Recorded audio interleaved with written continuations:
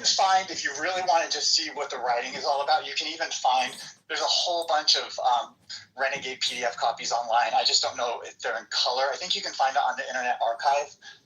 Hey, I'm a real book guy. A copy. Yeah. Use real red book, for example, and that was very expensive. Yeah, that's a good one. Do all of you know the Red Book by Young? Trying to crack this conversation back open to the group. No, I may be the only other person here interested in this stuff. Well, I mean, no, because Austin just popped up. I know he's going to say he knows it. Also, this is the book where Young kind of induced his own psychosis. Maybe. Well, he went through a 14. I thought it was an origin for The Hobbit. There was something along that line where J.R. Tolkien took inspiration from it, or backwards. Well, it wasn't published until recently, yes? Oh, I keep thinking of the other... Maybe there was an earlier edition. Historic Red Book. Maybe there was an earlier edition of it. He viewed it as a 14-year active imagination, and if the other author I'm reading about him right now is correct, his whole point was to literally go into the underworld and to touch and be taught by these kind of luminous beings. So he went to hell on purpose. It almost broke his mind. It's really interesting. I read that Cambridge short guide on him, and he was a senior-ranking medical leader at quite a young age. Like, he received large promotions, and he excelled in his role because he'd see people like making very strange statements. The psychiatrists, or whatever they were called at the time, physicians for mental health. I don't know Swiss German, but the other clinicians would see these patients, they'd be making weird hand symbols, and they're like, wow, crazy patients. And you would talk to them and realize, oh, for 20 years they worked as a weaver. So, Dr. James, that's good advice for promotion in the mental health sciences. Like, realize what patients are up to. Just observe it, because a lot of people are spaced out and not paying attention to the clients. But that was such a cool story, and it adds another context to him. He was a great healthcare leader at a young age, and that really affects, I guess, the trajectory of his life and how he became a celebrity. So, do you know the book Kind of Fall that Peter talking about a lot about the book? Consider that really well. So really, I say how to fall or how to talk. It's how to fall. CATAFALQUE. Catafalque, I believe is the title. The catafalque is the funeral pyre that king would be burned upon. And what Peter Kingsley is saying is that Western civilization, that's all that's left. It's burned over funeral platform to burn people on. And kings, that is. And then the whole book is mainly about, also about this. I'm not mystic, but it's mainly about the Red Book and what Jung was doing and how everybody around him kept trying to dress him up and make it look like he wasn't intentionally, with his active imagination, experimental. He was broken bad. The conclusion is that you have to really be willing to go into the underworld to directly face these huge forces that in the Western world we pretend don't even exist. That is the only mental health therapy. So Jim spent 14 years of doing his active imagination experiment, and you're absolutely right that it almost broke him completely bad. It broke his mind. Okay, Dr. James, quickly, we got Hero on stage. Good morning, Hero. It was great to... Good morning, Hero. Huge numbers don't exist. I want to know more about this. Arigato. I keep looking at in my mind, that brings me back to the Red Book of West March. Then there was another one, Red Book of Hergus.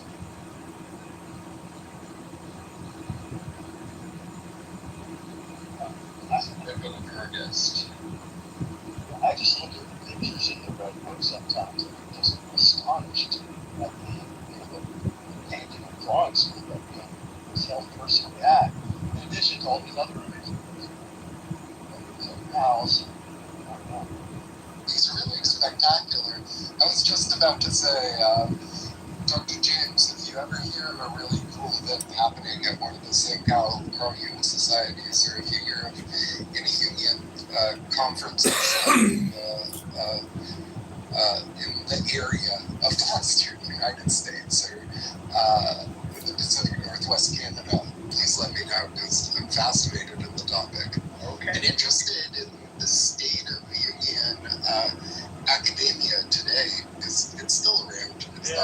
There is the Young Institute in San Francisco. You can study to become an analyst. That's what they call them in Jungian. You become a Jungian analyst, and part of what that entails is I believe you have a doctorate in psychology, and then what you do is it's kind of like a postgraduate, postdoctoral kind of thing where you spend a number of years both studying academics and your own kind of self-exploration. And I believe it includes like a 5-day week visit your own analyst. And there's also a Jungian analyst, and it takes some time, and that's what they do. But it's kind of interesting. I'll just say this really briefly. There was a point along the way, like midway through getting my doctorate, that I got interested in Jung as a potential possibility. And what I did during that time was I found myself a Jungian analyst and started going to them for my own therapy or my own analysis. And then I found myself a Jungian supervisor who was a Jungian analyst to oversee my clients for a year with me. And it was a really interesting time. In the end, I opted to go kind of a more like evidence-based route, more integrative medicine route. But I really enjoyed that year of training. I mean, it was just something very beautiful about a lot of the symbols and all of that, the alchemy. I'm interested in the both end, because as I mentioned, it's not particularly mainstream academia, but there's still folks in academy that are writing and peer-reviewing things that are deeply influenced by it. Are members of the society. There's a lot of Carl Jung societies.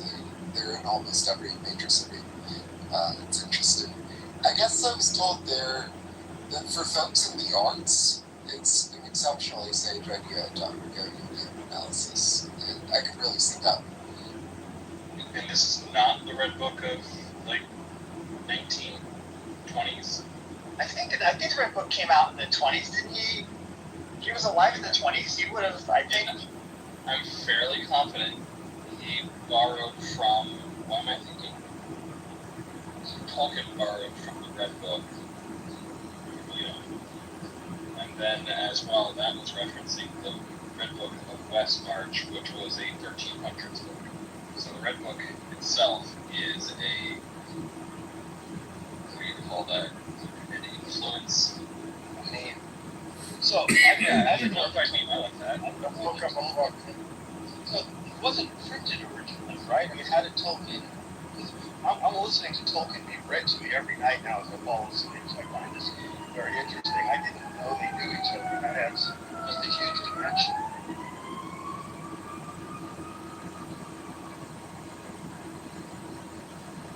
I gotta find it. I know that there's a podcast that referenced it once. So Tolkien borrows from the Red Book of West March, which is like from the 1300s.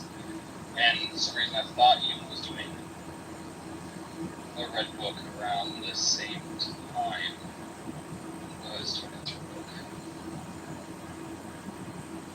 There's so much interesting stuff in the corpus of Jung, like anima and animus, and these mystical perspectives of the various components of the archetypes of her life, like the mask, the anima, the animus, this various stuff. It's really cool.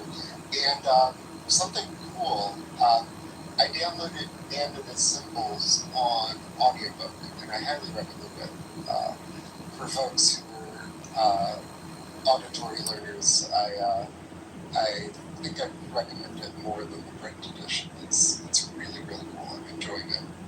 Hey, Dr. Slafter, I found a little blurb here. So, beginning in the years leading up to the Great War, both C.G. Young and J.R.R. Tolkien independently began to undergo profound imaginal experiences. Young recorded these fantasies in a large red manuscript that he named Liber Novus, referred to as simply the Red Book, and for Tolkien, the imaginal journey revealed to him the world of Middle Earth, whose stories and myths eventually led to the writing of Lord of the Rings, a book he named within its own imaginal history, the Red Book of Westmarch. This presentation explores the many synchronistic parallels between Young and Tolkien's Red Book, the style and content of the works of art, the narrative, descriptions. Okay, so this is a plug for a book about the books. But I'm not hearing that they knew each other. Well, I mean, I don't know that that's true or not true. I'm only just reading a blurb of something I found that mentioned them both in the same. Carl Jung ran Austin. Okay.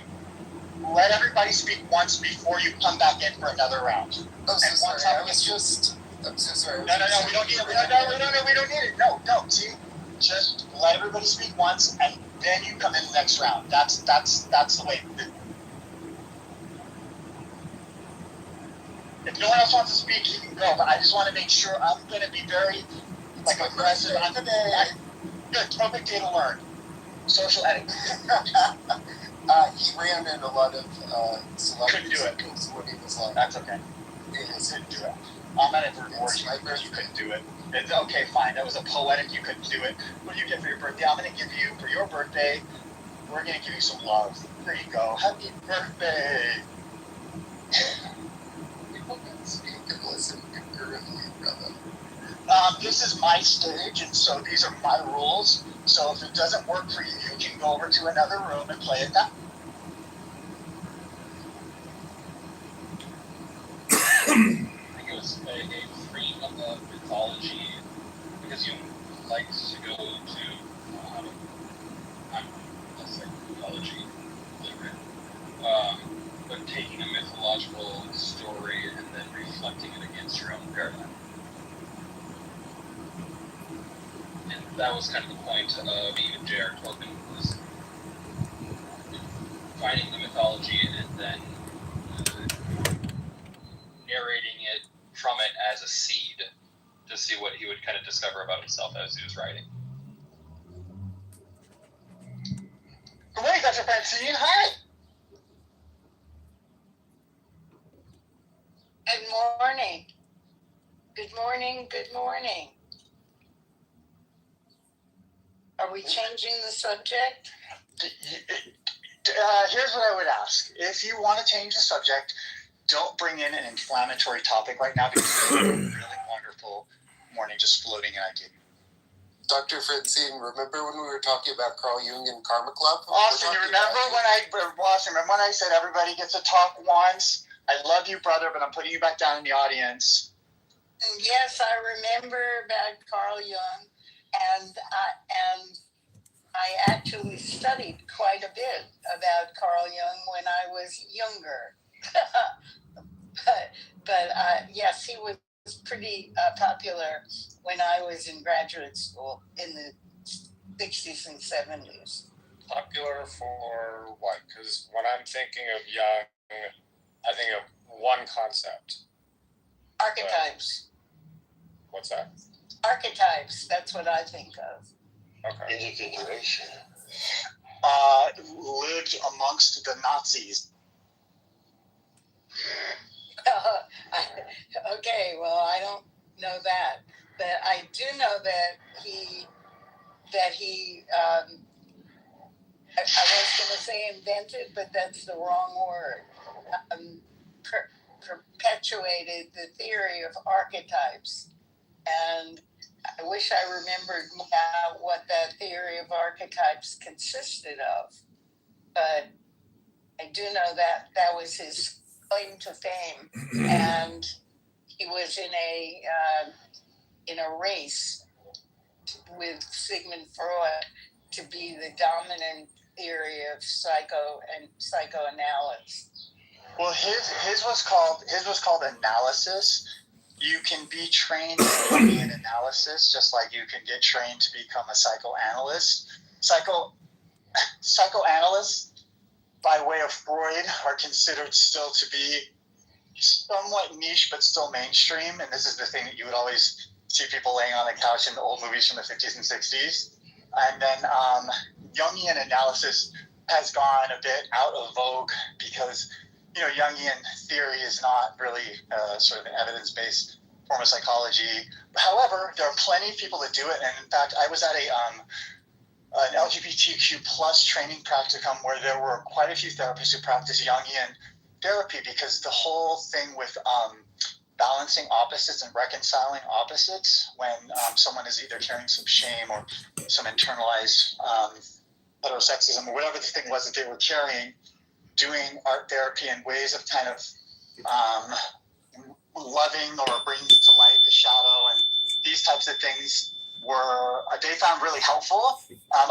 To whatever degree that was an evidence-based form of therapy, I kind of felt like it was a really good experience to be introduced to people who were practicing Jungian therapy that year. That was my second year, and that's why I ended up seeking out a Jungian supervisor and getting into my own Jungian analysis the year following. So just to be clear, yeah. Are you done, James? Yeah, I am. Just to be clear, Carl Jung was Sigmund Freud's anointed disciple. That's right. A torrid intellectual and psychological love affair that ended both because Jung was thinking that Freud's obsession with sex and his theories didn't pan out, and also Jung was interested in things involving the psyche and psychological impacts and synchronicities. And there's a famous case where they're arguing, and as one of them shouts, a piece of furniture in the room next to them splits in half. This has been written about. So they did go their separate ways. In many ways, Freud won and has dominated much of modern psychology. I mean, parts of it, because he had a nephew, what's his name, Edward Bernays, who was a genius at marketing. But Jung, obviously, is so interesting and so fascinating and brought so much of the inner dimensions back to us that, huge interest has always remained in his work. And did you know Carl Jung wrote his medical dissertation on his cousin's case of multiple personality? Oh. Yeah, Jung was a bit more of like a spiritual alchemist / occultist / Rosicrucian. He was spiritualist, but also, that's true. He definitely was about kind of the hidden, like synchronicity. It's almost like saying, it's almost like we don't have the measuring device enough to bring the thing into focus that connects things, which is kind of another way of saying this thing isn't falsifiable. But I think I love the poetry of it. I mean, that's where I was saying earlier that for me, a lot of this stuff, I won't state it as a fact. I would just say I really appreciate the poetry of it. It doesn't matter whether it's a fact to me. It's a way of looking at consciousness, and we still don't have a unique way of looking at consciousness. We're still not. Sorry, I was just going to say it's kind of one of the more beautiful, I think, attempts at looking at it. To be fair, yes, it's because of the archetypes and the personas. It's much more. Dr. Francine Hardaway. But bummer, Austin is gone now. I know that is his choice, and we're not going to stay focused on that thing. So for me, today was a more of a group dynamic than the Austin show, and I just want to keep it focused more. So for me, the one concept is the collective unconscious. Do you have any more thoughts about that? Well, just the idea that there is some system, and because there have been, I'm not sure about how good this evidence is, but there have been case studies of, I think it was called the Hunger Winter, somewhere around World War II, maybe in in Northern Europe, maybe Netherlands, where there was a case study of, I forget what the sample size was, but several people reporting they all had dreams about starving. Now, obviously, if everyone's starving, it would also stand to reason that they're all having dreams about starving independently. I think there's some other case studies in there that might lend a little bit more of science and not move to this idea.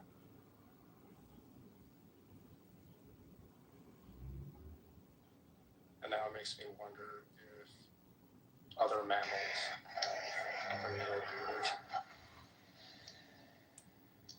Jordan, do you have a comment? Just that Jung in some ways was all about woo.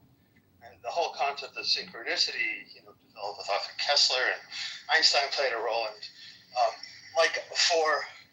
for example, my friend Billy Sunshine mentioned the show Longmire in a conversation early yesterday. I never heard the name Longmire in my whole life. Later that night, I'm watching Letterkenny, and no, not Letterkenny, sorry, Grace and Frankie, and they mentioned Longmire a dozen times. Now, how could that happen? I mean, it did happen, and it probably doesn't mean anything at all. But when you've never heard a word and your closest friend mentions it, closest real-time friend, and then all of a sudden it's on a TV show and it's mentioned 12 times, you just go, oh, there has to be more shit going on than appears to the reductionist eye. One of the more beautiful, I think, attempts at looking at it, to be fair. Yes, I agree. It's because of the archetypes and the personas. I identify myself as female. I like that. How does one even? How can one ever arrive at an answer to whether something?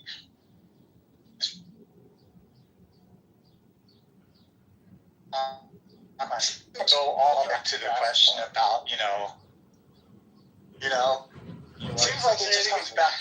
Say that again, James. You cut out. Yeah, restate the question. So, how could anyone possibly ever arrive at an answer as to whether something is, in fact, a coincidence or it was sort of always to be that way? Well, we have math. It's just a coincidence that 2 cubed is 8. No, I mean, there are statistical tests like chi-squared. There are things for this, right? Yeah, I mean, that's fair. That's fair. Do you think 8 doesn't exist, Joe? This is a different conversation. I think 8 can exist, but it takes 2 times 2 to get 4, and then 4 times 2 to get 8. I don't think that 2 cubed is automatically 8. So Immanuel Kant asked how are synthetic a priori answers possible. That's just what you're back to. No, they fetched something better than my question. What do you mean you don't believe that 2 cubed is automatically 8? Hold on. 2 times 2 is 4, and 4 times 2 is 8. Had a great, they provided a great example. Hero provided a good example, which was if you calculate angular momentum, the fact that you have your arms out and you're spinning, and then you pull your arms in, and the angular momentum is the same. There's different speeds to the spin, and so though something might be the same number, it doesn't mean it is the same inherently. Well, 2 cubed in which system? I hate cubed numbers. They don't exist to me. I am one of those people that cubed things just don't exist. Every time that it's cubed, it is underlying 2 steps before you can get there. How do you make your drinks cold? Uses ice rectangles, not cubes, okay? It hates cubes.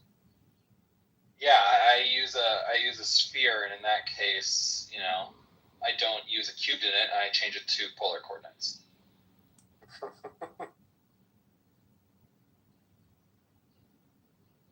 Can you chi-square your drink? Chi? Sounds like a good name for a drink, chi-squared. The official note of drinks. Or drink of nerds. This is where memory is funny because I could have answered any question about stats he would have thrown my way in the fall, right before I took my licensing exam. And I'm trying to remember. So Chi is not about nominal. Is it about nominal statistic? Nominal. It's about Ordinal? Chi-squared. What's the word? It's about significance. Yeah, it is about significance, but I'm trying to think if there's a special kind of significance. This is super nerdy, but it's super fun to try to remember. You can explain this. You're the professor. Oh, I don't know about that. I'm actually not very up on statistics. The only reason I know chi-squared is because I was in a math class a couple weeks ago, and they were doing the end of the year. They were doing chi-square stuff, and I was like, I've actually never taken a stats class. All the stats I know is from chemistry and physics. Yeah, I just recently became familiar with chi-squared, so I'm not even that familiar. But I know that that's the kind of thing. This is what statistics is for, right? To aggregate and analyze things. So yeah, it also dawned on me that what an important concept. Like how to determine significance. Like I've been thinking about this whole story that recently about the missing scientists. Kind of cracks me up. I mean, it's sad. It's like a numerical kind of. There's a sort of numeracy in our society, right? Like people can't wrap their heads around events and deciding whether something is just plain the kind of thing that happens every day or some kind of crazy conspiracy. So knowing more about things like chi-square testing seems like it would be valuable, both to the individual and to society. I just discovered there's no emoji for chi-squared, which should be very simple because it's just like a really big kind of squiggly X with a 2 in the upper right-hand quadrant. Makes it the chi-square. And this is the one, it's used, statistical hypothesis test using the analysis of contingency tables when sample sizes are large. In simpler terms, the test is primarily used to examine whether 2 categorical variables, 2 dimensions of the contingency table, are independent in influencing the test statistic. So this was something weird that we had to do with our studying for the license, was you had to remember all these weird examples and exceptions for when you'd use what test for what purpose in research. And I recall that this one had something to do with, and then whether they applied it dependent, independent variables, combinations thereof, and what level of the hypothesis. And oh my gosh, I really have to review this stuff lest I forget. I like the concept of expected values. Yeah. What do you expect before you decide whether what happened is weird? James, my alternative advice to what you did in the escort is don't worry about reviewing it. The parts that you need to know will stay with you forever, and the rest of it you're never going to need. I studied graduate statistics 40 years ago and passed the qualifying statistics test, and I remember just enough so that I can get by in the kind of stuff that I read. That's all I really need. You're not going to need more. Well, okay, let me ask you something then. So do you value the pre-existing set that you were cooked with when formulating new ideas? And what's your cutoff date for your... If you have a pre-existing data set, do you do an ICE table with it, an initial change and end? No, what I do for Jordan is I add a function call to basically be able to use Google or one of the other search engines to bring his data set up to date in real. I put a cheat sheet from MIT in the chat. What I meant by that is, don't you think? So there are different gifts that are given out in the spirit of kind of.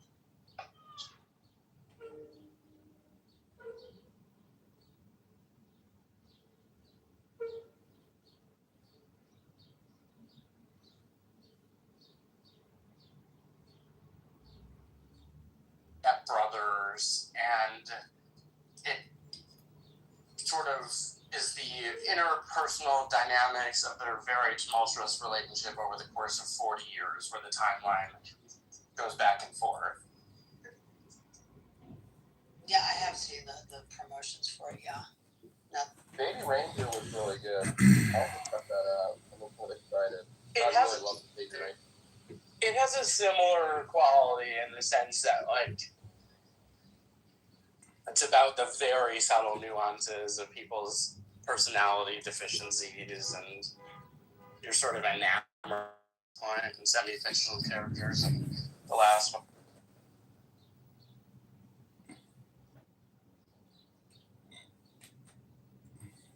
We've got House of Dragons in June, so we'll have to get a Oh my god. watch party. Oh my god. I thought they canceled that show for some reason. No way. I think it's even bigger than Game of Thrones was. It's like the biggest show HBO's ever. Nowhere near as good. Nowhere near as good, though. I don't know. I think it is, in my view, and I'm a very big Game of I Thrones like it fan. better as somebody who is not a big fantasy fan, but I ended up watching Game of Thrones with my girlfriend, and now I'm watching The House of the Dragon. Can I tell you what I like about The House of the Dragon? Is that all of the people's names kind of, I mean, this was true in Game of Thrones too, but I like that all of the names sound the same. There's like Balerion and Galerion, and Valeris and Daenerys and Garrus and Varys, and there's others. I could go on, but that's what I think is my favorite part. I'm always like, wait, is this Aemon or Gaiman or Daemon? Is this Aemon or Daemon? Which Aemon is this? Gaiman. I really thought I heard every possible take on that show. Well, you're welcome. You know what took me out of the show? I feel like, and I have this critique of later seasons of Game of Thrones, where my suspension of disbelief ended really, really quickly. Like when they were still trying to negotiate a peace after the war had already started and after people had died, I just thought it was so unrealistic and so kind of like obviously political because we know why they're saying this, that it turned me off. I don't know. I don't share that view. Wait, who was making the peace? Aemon and Gaiman? With their, what's her name? Rhaenyra or Daenerys? It was the Rhaenyra. the blonde and the brown-haired girl. They kept trying to make peace after the war had already Alice, started it would be and all Rhaenyra and Alicent, which Rhaenyra is not to be confused with Rhaenys. Yes, that's And not to be confused with Daenerys, who was in the other show. Well, no one would ever confuse Daenerys Targaryen, Mother of Dragons. With Rhaenyra Targaryen? You don't think I could confuse Daenerys with Rhaenyra? Daenerys and Rhaenyra? No, honestly, I don't think you could. No. Well, you underestimate me.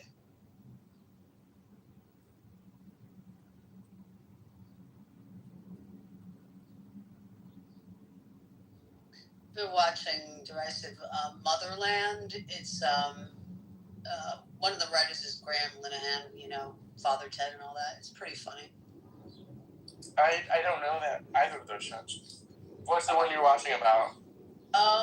It's about, you know, moms, and you know, it's a British show. You never heard? You've probably seen something he's written. He's written a lot of British comedies. He's very active on X regarding transgender stuff, and yeah, he's written a lot of it.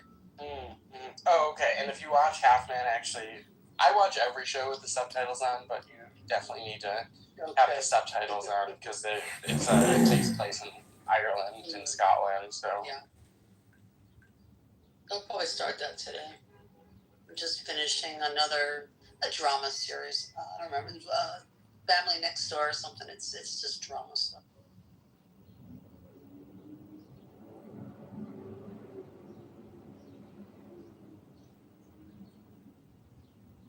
yeah, I think there's only 6 episodes total of this show. It's it's a limited mini series on purpose. And I somehow watched 5 of them last night. I would have finished it off if the 6th one was available, but I think it comes out tomorrow.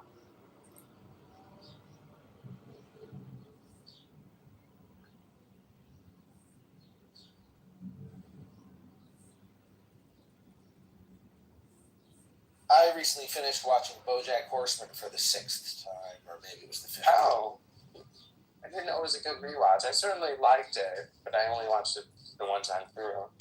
Well, that's interesting. I mean, if you didn't like it, that's one thing. But if you liked it and you haven't rewatched it, then I would recommend that you rewatch it, because one of the things that you notice on the rewatching is more of the funny animal jokes in the background, and that's one of my favorite parts. For example, like a bird looks up in a rainstorm and then he drowns and falls over on the ground. Okay. Or other things like that. Like he goes, they go to the underwater episode, and there's a lot of fish jokes. Hello? I think I'm Hello? gonna Hello? college, right? It's been so Hello? long, I forgot so much that happened.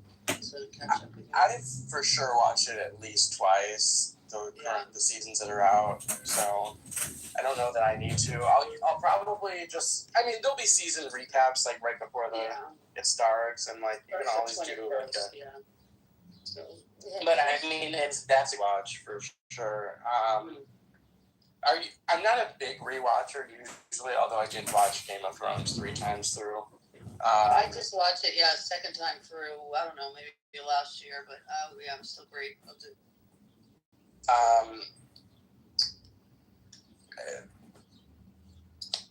Trash bag, I have to ask you, and I won't judge you. I may judge you. Are you a brony? A brony? Okay, you don't know what that is. Never mind then. You're not. Is that like a My Little Pony? It's like men, like adult men. I think I know what it is. Who are into My Little Pony, and they claim it's not for sexual reasons, but it is. I'm not offended, and in fact, I may even be flattered that you thought that I was a brony. Oh, okay. But no, I'm fairly normal. I mean, I'm weird in my own ways, but no, I'm not. The only reason I asked is because you were very into the anthropomorphic style jokes. Actually, they're called persons of pedophile interest. I just think it's clever. I think that it's funny. I think that BoJack Horseman is such a powerful show. Oh, it is. No, it is. They've said many times, like if it was a live action TV show, it would never be able to be made because it would be too depressing. It's just straight depressing. I mean, it's a little inspiring. Maybe like look at yourself and don't be like the shitty characters in the show, I guess. But like It's Always Sunny is about bad people, but it's funny. The joke is that they're bad people. It's funny. I do love Amy. A child. I do love Amy Sedaris a lot.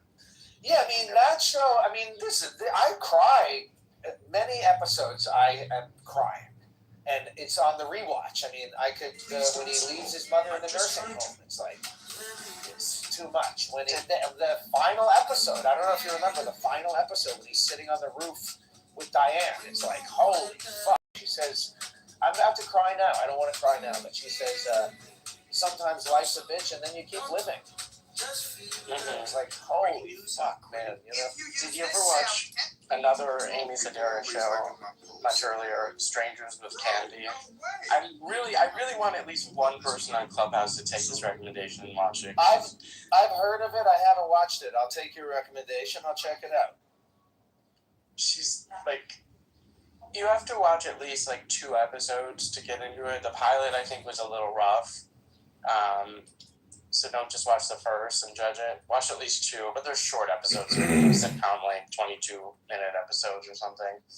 And but like her character in that show, like I could bowl over and cry laughing. I'll check it out. I like that in BoJack Horseman, Amy Sedaris' mother is played by her brother David Sedaris. I think that is a very funny casting job. David, I think he's a semi-interesting writer. I read one of his books. I don't remember which one, but he kind of rubs me the wrong way a little bit. They talk about him on This American Life sometimes, right? He's like in the same category as Birbiglia. I haven't listened to that in a long time. This American Life, is that still good? I used to be all about it, but then my politics Hello? changed. And Hello? it sounded like Hello? sounded kind of dumb to me, and I thought, fuck you. And I turned it off. I'll be back.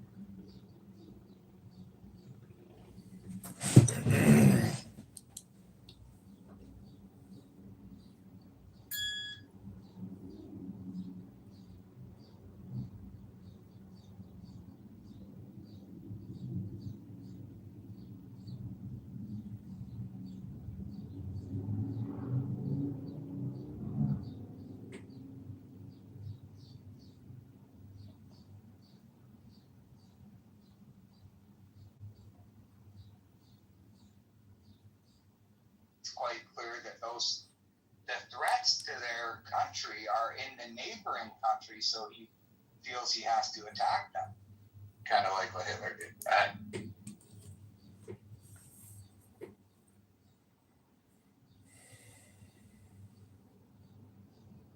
No, it's quite clear that Israel is constantly under attack, and I think they have the absolute right to defend themselves. I stand behind that statement.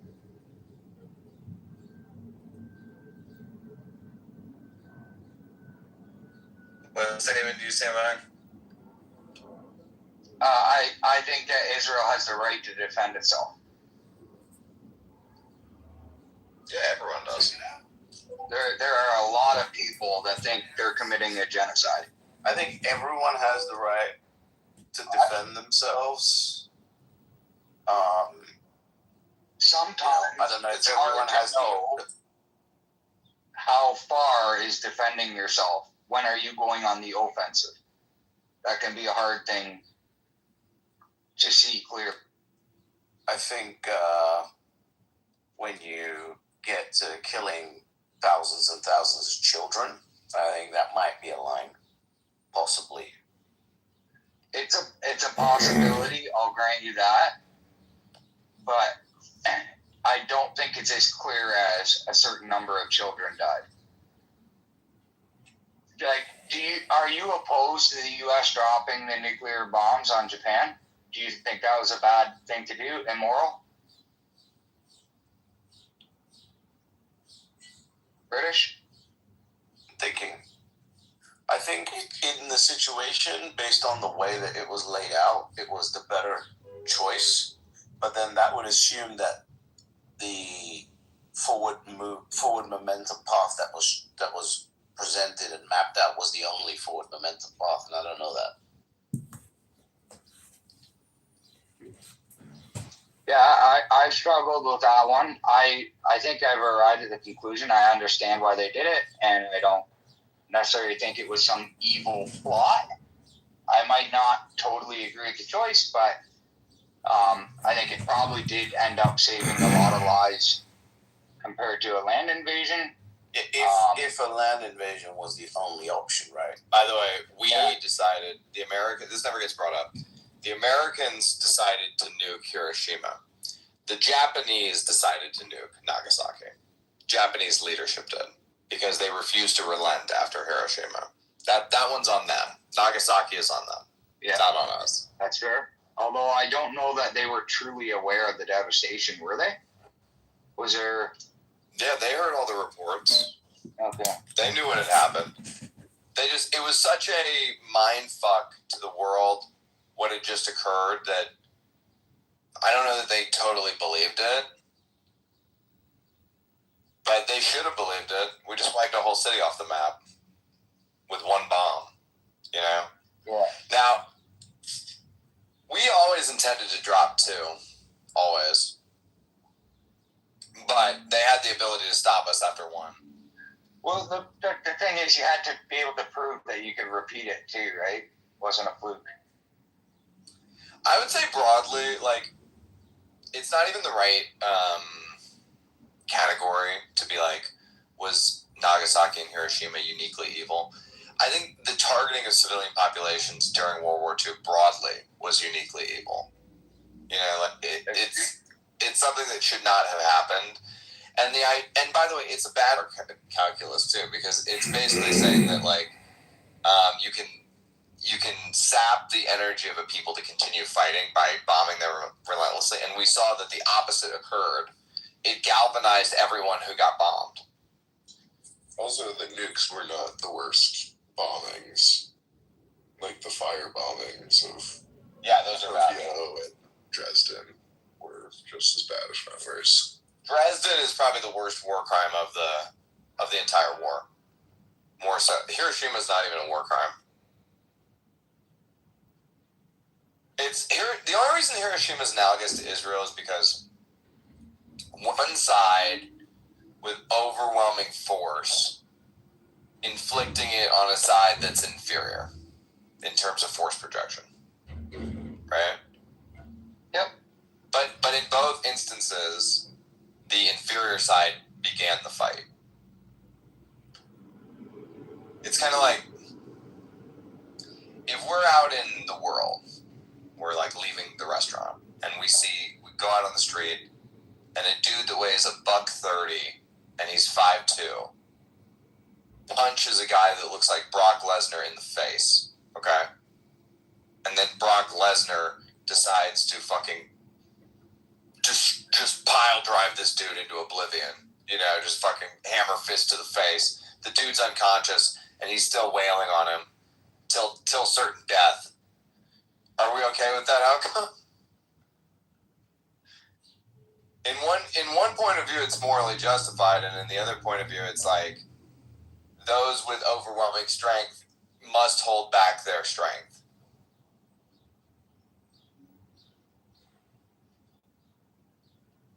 But that's only a Christian ethic. The Jews don't believe in that. They certainly have a different barometer for morality. By the way, the other thing too is like the Jews believe in genocide and want genocide. And it's a culturally held, you know, belief in all of Israel. It's not a niche thing that they should genocide the Arabs. I want YouTube to know that this is for news documentation reporting purposes. This is not attacking a minority group or protected group. This is I am a journalist and a candidate for politics documenting online hate speech. Dave just apparently got told that his thoughts are or implied to be unacceptable for, you know, having those opinions. And then from earlier, yeah. I was in the room. Which is quite entertaining being around Americans that thoughts are unacceptable. That's good. Well, I think Zach was just mocking Dave, more so. I think so too. Well, Zach was trolling him hard, yeah. Yeah. Zach trolls on any topic when he comes in the morning. He has said that this is practice for him as an attorney. He's going to practice any side, any topic. Welcome to Bitcoin Utopia. The least utopian vision of society ever created. A group of horrific morons who gather every single morning to waste their time. What is the purpose of all? What do you get at the end of these inquiries? Absolutely nothing. What's happening? Better understanding of the world, maybe. Yeah, and I feel like we're going down a similar path right now, so I think it's important to realize what? Number one, the way propaganda affects people. Number two, the reasons people will react the way they did in the past. I think there's better I was going to France with a friend. I already had my passport. She didn't. I like to know, I don't know for why me personally, the reason we I'm waited, always she inquisitive waited, about but everything is because wound up going like I like to a know week the way things actually are. It's circular. Because It's something that makes me that feel helps me how make grounding. It's like, and to me, it's also up related my to mind about gas. what I'm It's going to do. Just gas, they invented You know what I mean? how does it gas, work? plug the gas. Based on the reality of the Understand situation. these concepts have a wider applicability than just in philosophy, religion, specific purpose. Like Narcus, hold on. You understand that the concept of grounding has a lot more, like a lot wider applicability than just Christian apologists trying to argue for I'm not God. saying you, and let's say people focus. We try to, we got you. Let's try to stick with what's happening right now. I have some other news. Are in the realm of. It's a little bit off topic, but still, this is what's happening. So confusing to me. It's like, okay, you are not gonna spend enough of your lifetime. You need performing and being inquisitive about. Well, here's let me give you something useful at all. Let me give you an example of something. What are you gonna get out of all this? Let me give you an example of something that topical. that is hard to come to in a modern context. Is like, why does Israel exist?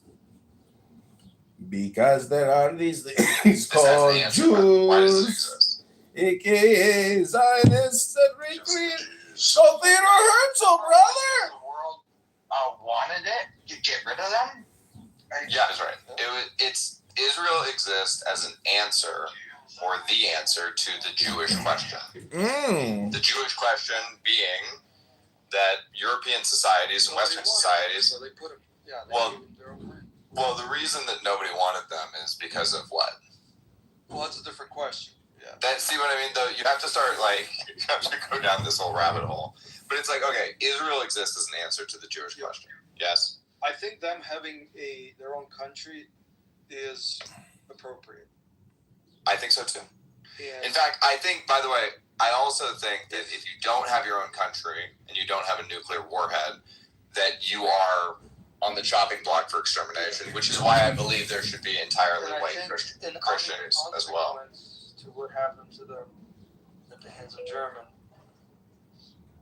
was the crazy day. If the Holocaust didn't happen, I don't know if they would have a country today. I doubt it. They wouldn't. No, they wouldn't.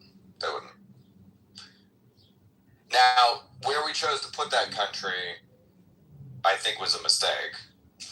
I mean, there were if you want the Jews to just flourish and live a great life, there were a million places they could have gone. Like a part of America.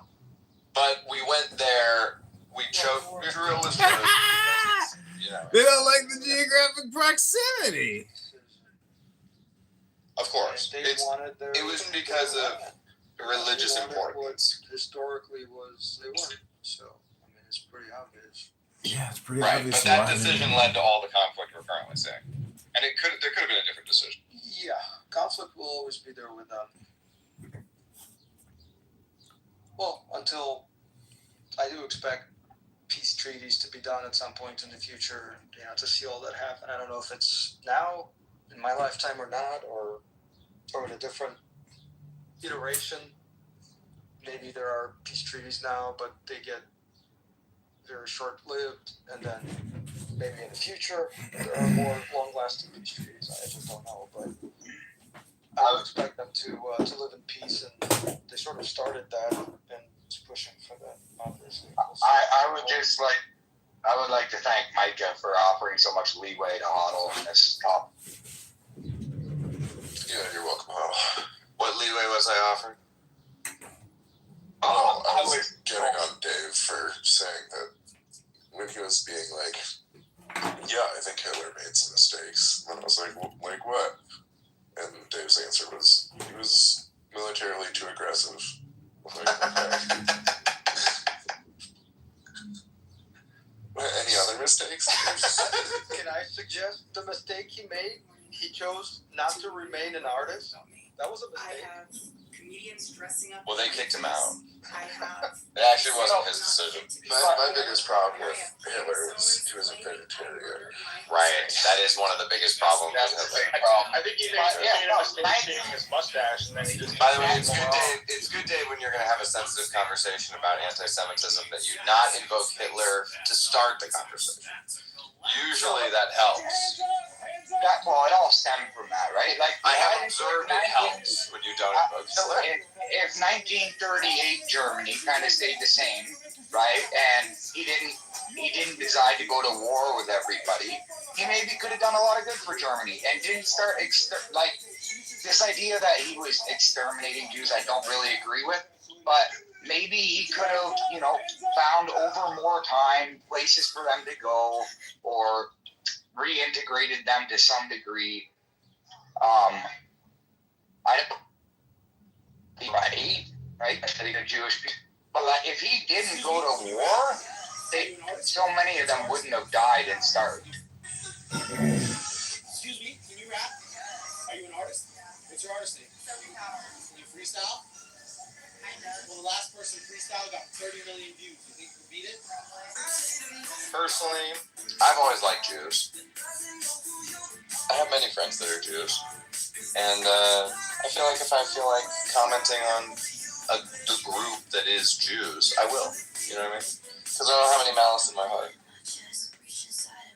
I've never had any malice in my heart towards. That's how I feel about black people. I feel that way about black people too, or white people, or Indians, or Mexicans, or whoever. I will comment on anyone because I truly have no hatred in my heart for any group.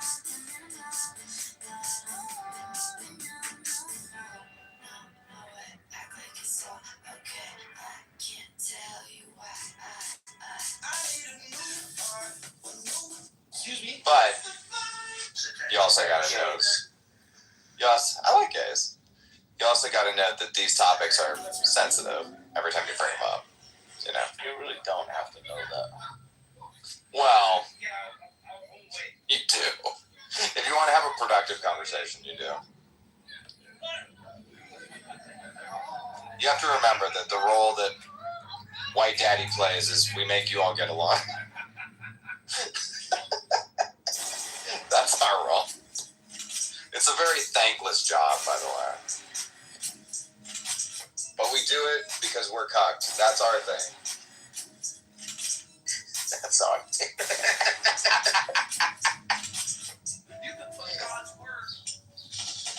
That's our thing. We're cucked. What's your thing? Yeah. You guys got things. We got things. We all got stuff.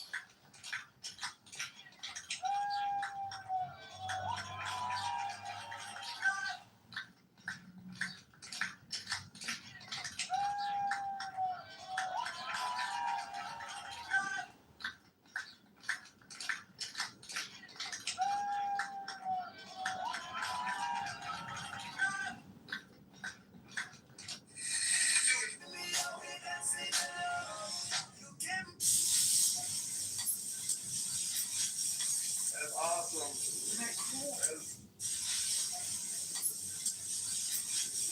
That's awesome. Isn't that cool?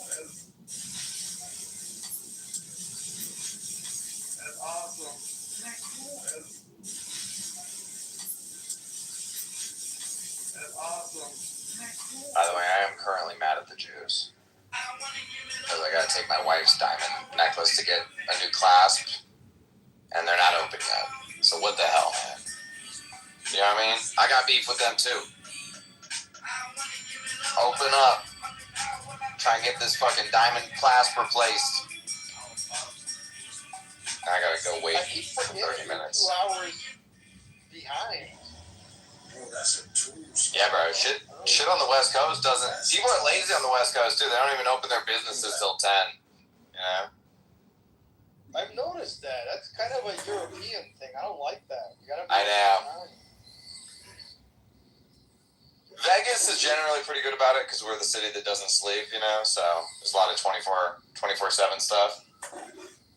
Although I will say what's quite entertaining from my perspective in this combo and others too is like you basically said exactly what Dave said, except when Dave says it, people are cunts, and when you say it, they just shut the fuck up. Which I kind of We're following why what you're we're breaking. saying. We're very different.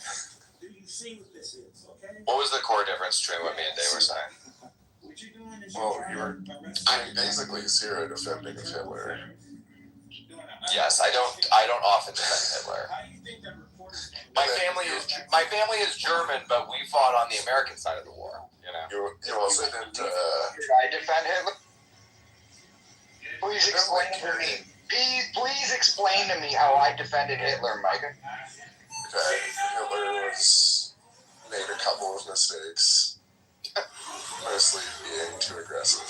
I think, Mike, Do you not think that's normalize, not okay? Necessarily defend. Yeah, I mean, that's not how I would characterize Hitler's biggest mistakes. I view Hitler as something. I word his killing of people differently than you do. I am supporting him.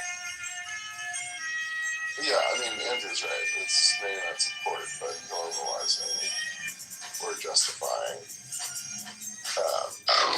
And I also think, Please explain to me how I normalized or justified what he did. Well, you said it wasn't extermination camps. You said the same things were concentration camps were happening for 1 million Germans, which implied justification to do that too. Not justification. It's not justification. It's showing that it wasn't totally one-sided and that there was anger from one side towards the other, which I am not saying is even the right response. I'm just talking about actual things that happened. Yeah, well,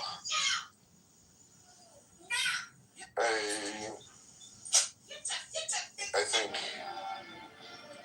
overall you're carrying water or normalizing or whatever. You've been asked for to explain how he did it, right? Like you just basically heard him out and then said, "Well, in your retarded way," and then continued saying the same shit. Like this doesn't work well. Is going to provide that explanation that will be accepted and will be satisfactory. You literally need to. Yeah, I mean that might be a point. Yeah, you literally need to take his communication, out of communication, feed it into AI, and ask you that question, and it'll precisely identify the methods and reasons why it elicits that kind of a reaction in listeners. Yeah, there's the only fair way to do that. For the record, it was two completely different things that you guys said. I missed the beginning of Dave's thing, so I don't know how they were going. I don't know if they were not the same. They were not the same and worded if you guys weren't in agreement in that sense. This must be a woman's record because in the male record it was sounded the same. You know how British likes to say. British likes to stir the pot. Yeah. Well, I'm also asking for was different and not given anything. Oh, I did my best. I do think it's not very good. Something I'm not we shouldn't be normalizing Hitler. I don't even know. These are we're in a bit of a struggle session here with this for whatever reason, but it's not. You don't want to normalize Hitler to the point where you're like, what Hitler did was good, actually. You know, you don't want to do that, right? What you want to do, though, is take him out of the cartoonishly evil bucket, because that serves no one, because then you can't view him as he really was, right? You end up, tilting at some version of this that's basically the devil with a German accent, and that makes no sense and doesn't help anybody, because I think people are realizing. Okay, there's this thing that people are realizing. This was in the Nuremberg movie, is that post World War II, if you read when you read Rise and Fall of the Third Reich, Bill Byron, who wrote the book, and everybody else of his generation felt that there was just something uniquely. There was something about the German mind that was uniquely susceptible to this sort of takeover mechanism, and that Hitler Hitler had been able to take over the German, right? And that this is why Nazi Germany had occurred. And what I think we know now, or people are beginning to suspect, is that there is nothing unique about the German mind other than they happen to be extremely efficient and, capable of warfare. I mean, that is something unique about them. But that they're not the only people on Earth who are capable of takeover, and not the only Western people that are capable of takeover, and that everybody's capable of takeover. So it makes it so that you should view what Hitler did, like, 1-to-1, try and get to the closest reality of who Hitler was, so that you can study and understand how he was able to take over a civilized nation like Germany. And then there are many answers for that, some of which is the Treaty of Versailles, some of which external factors, right? But there is something internal to the psyche of the nation for how Hitler was able to operate, and that is worth studying and documenting. And the reason why it's worth studying and documenting is so that you can prevent a Hitler.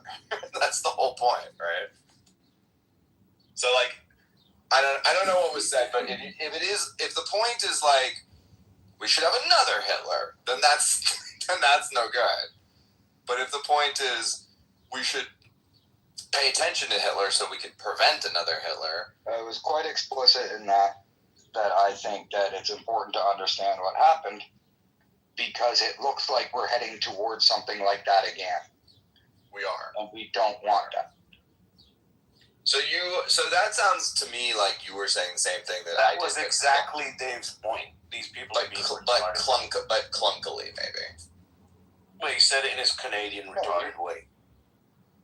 Well, he is not as a put down to Dave, but just that it seems that nobody else in the room heard it that way.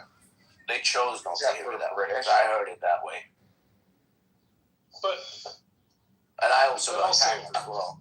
But also, Zach has a history of being hypersensitized to this stuff, where he'll hear dog whistles that like other people won't hear, and then he's convinced that someone's dog whistling, and it's like, can't we just assume they said what they said? And he's like, no, this is that literally is exactly not just Zach. They did the same thing to me when I asked the question, like, you guys been to the camps?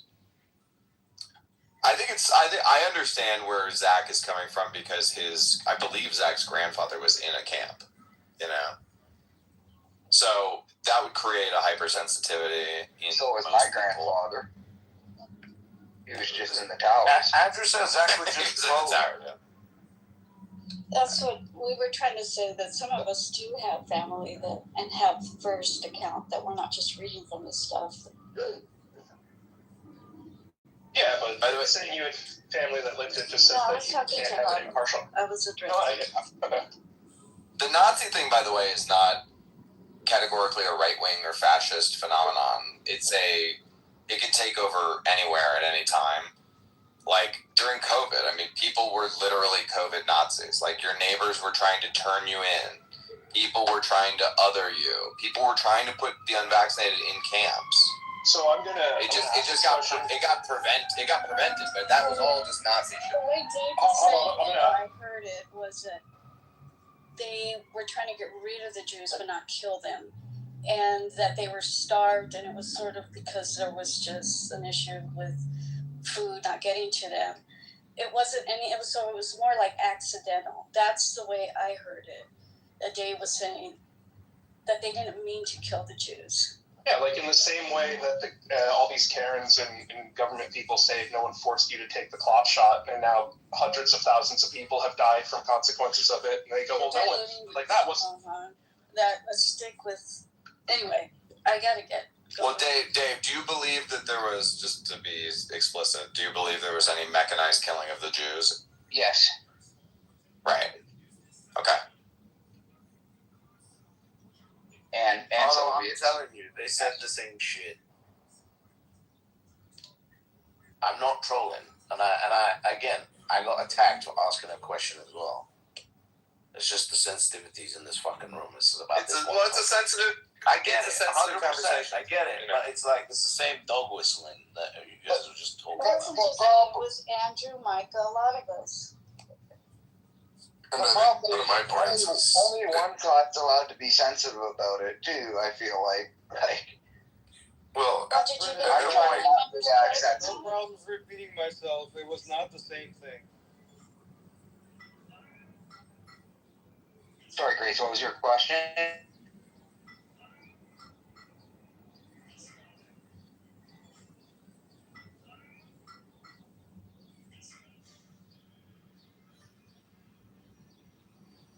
Humanity always wants to reach for a dictator because it's easy, you know? It's the easy answer to so many things, but then it creates this whole other host of problems that are like harder to solve. So you try and use this easy answer to solve like this whole host of problems your society is experiencing, and with it comes more problems that are even more intractable. And that's why you don't want a dictator. That same laziness is why democracies tend to end up as dictators. Yeah, that's true too. I have a slight disagreement on in the sense that dictatorships tend to be shitty or devolve. I do believe in the populations with different IQs can only achieve certain levels of consensus formation. And so if you are on an island of retards, literally having one guy be a dictator is the most cohesive form of society that you can have. El Salvador is working out very well, yeah. And the problem with that is when you have a society with vastly different IQ groups, is that the retards in America are right that the only thing they can do is have a dictator because that's who they need to rule over them. Yeah. And I think the problem is when you have when America was hyper monoethnic, it had a very tight IQ distribution, and so you could have cohesive desires for how to rule over that. But when you have like bimodal distributions of intelligence, you get like two functionally different societies that need to exist in the same way. Yeah, that's true. Well, it's like the concept we've talked about where like we could run Ancapistan if everybody was 135 IQ base libertarian, you know? Like we could run it perfectly well, but that's not going to happen anytime soon.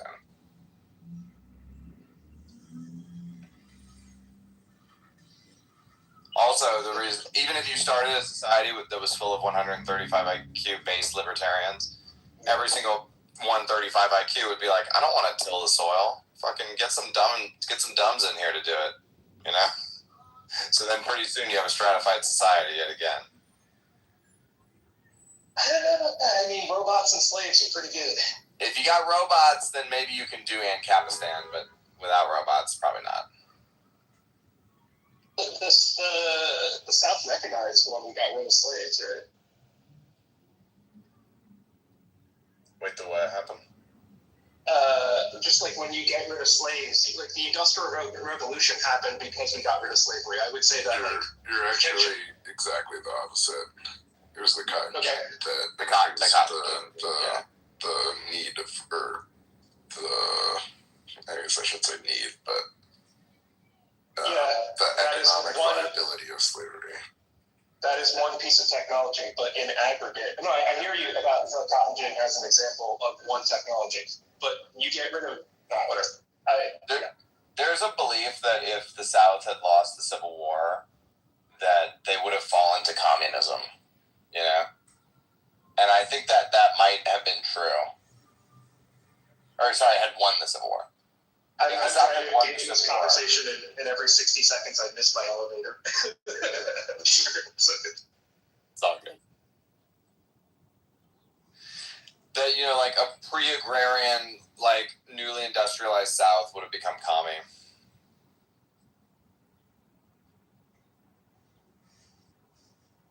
And that definitely could have happened.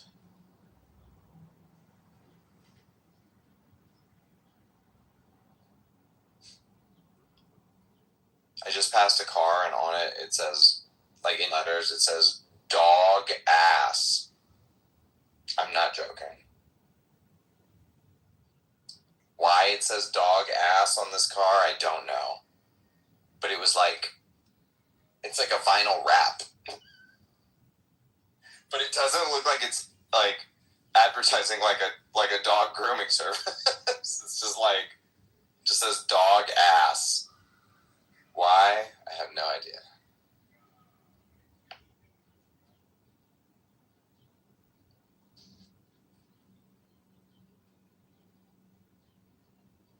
Just go ask dog.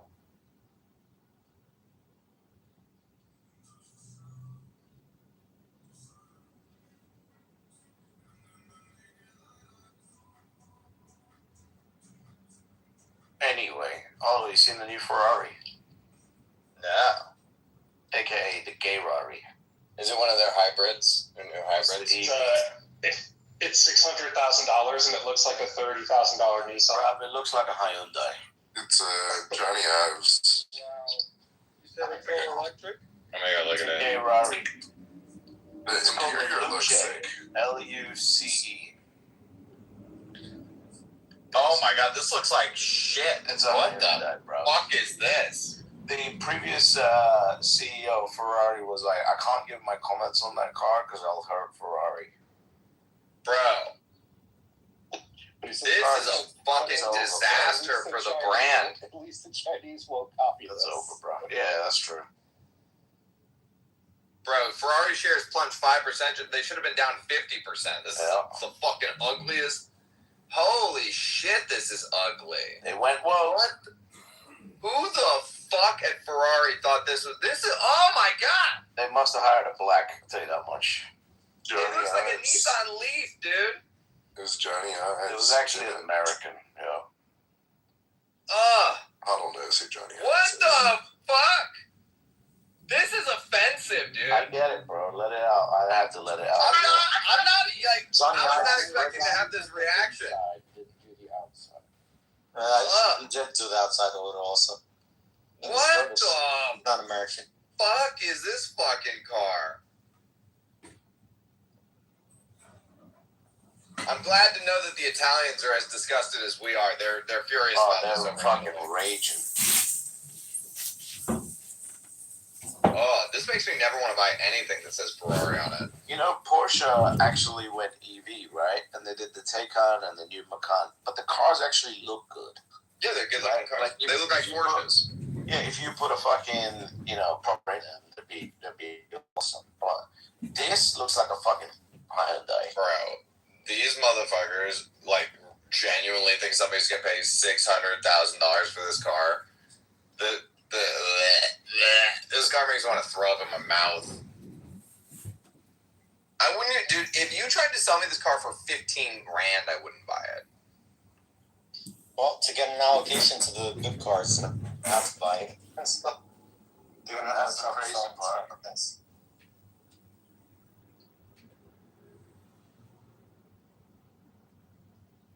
Read the book. It's not that was the reference for the book. Wasn't I learned this book has taught me that. This book was to supplement my initial statement of people already know or learn in their life. Like you said something beautifully. You said I lived it. People lived experiences, right? Throughout just not just here, but even through everyday life. They learn how to naturally people start to deter from that. When, for example, I grew up Black Israelite in Philadelphia, or Black Jew in Philadelphia. I grew up thinking Israel was the Mecca. And so I went over there with birthright. I realized I didn't speak but nothing but regular Black people. And so you're right, experiences does change what you look at perception. But listen, that's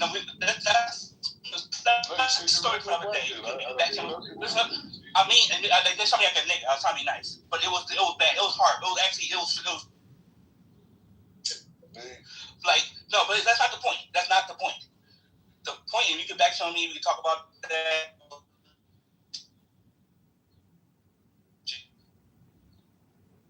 But to tell people that they need to be trained or manipulate them, if you try to train them to what they see, not what their eyes can see. Because they're natural reactive. They already learned how to do that. They already learned the influence of discernment. That's like when you go look at a car, you look at the price, you go, oh man, this is fancy. I'm gonna get this because influence of price is good. But we already do that all the time. We're shorthanding everything as we go along because that's what we naturally do. So it's unfair to tell grown adults who've lived their life and gained experiences to go, oh, well, you gotta be taught this. No, that's called manipulation. And he manipulating you right now, Optimistic, and you can't even see it. You can't even see the subtlety. I'm a grown ass man. Nobody manipulating me. Let me talk, bro. Let me talk. No. Calm down. Like, what are you doing? I'm good. We having a good conversation. Look at me. Rub the whole day on shit. No, calm down. Emotions are manipulated. When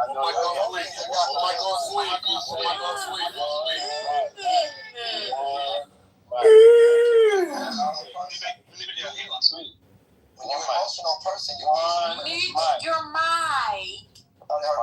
Okay, we're not gonna have a conversation about their conversation. If you want to add to the conversation, all right, it's all good. Yeah, I like that. All right, and real quick, let me say this real quick. Shout out to Black Rabbi. Shout out to, was that Optimistic? Yeah, I definitely align with you. We do have a natural ability to tell when we're being manipulated or when a certain agenda is being. And I think some people believe that they don't have that ability, and they're gonna play on that and say, "Oh yeah, we can just push this on you, and you're gonna accept it." These are conversations that happen at everybody's dinner table. That's, shout out to my family. We like to eat together. We have these discussions, and we know when we're trying to be hoodwinked. We know when we're being lied to. We know when media is being manipulated, and this has been going on long before the term fake news came about. So with that, I land. Sweet, go ahead. If you want to add on, but please don't do what you just did, because you see what you did. All right. It wasn't his fault, bro. That was a great point that he was making. Just as You think your free funding comes from trees? You'll have to become more efficient and stop with your propaganda operation. In fact, they say the smarter you are, the easier it is for con men to con you, because you're so confident in your ability to detect a con. That's actually a study. So it wasn't wrong what Sweet said. He should be allowed to elaborate on his point, and somebody shouldn't take it personally because they didn't like the sound of it. He said you. No, first of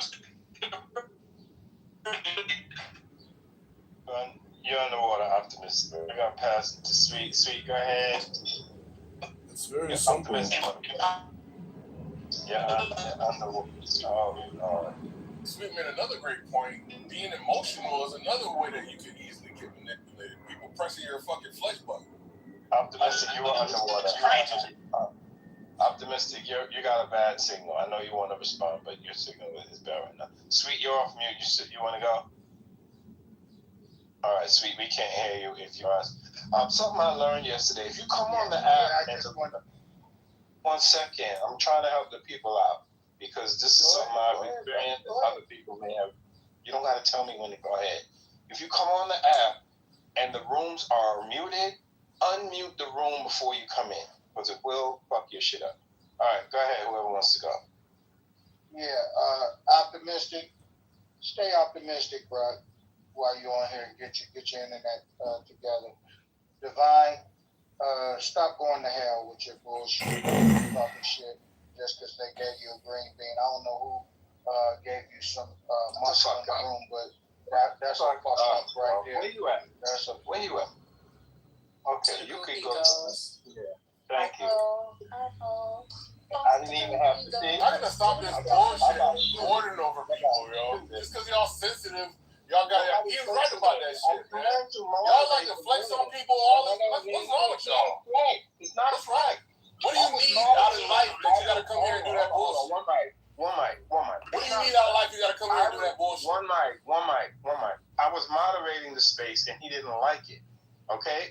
Yeah, because you talk greasy to niggas for no fucking reason. You don't like being talked greasy to. Why are you talking greasy to him? I did never talk greasy to him. He's in his feelings. I didn't say shit to Totem Pole. So I don't know what you're talking about. See? And I didn't touch you. I got people that got my back. They will shoot you before I even put my hand on my gun. Y'all gotta chill. Is that emotional maxing for? Emotion maxing.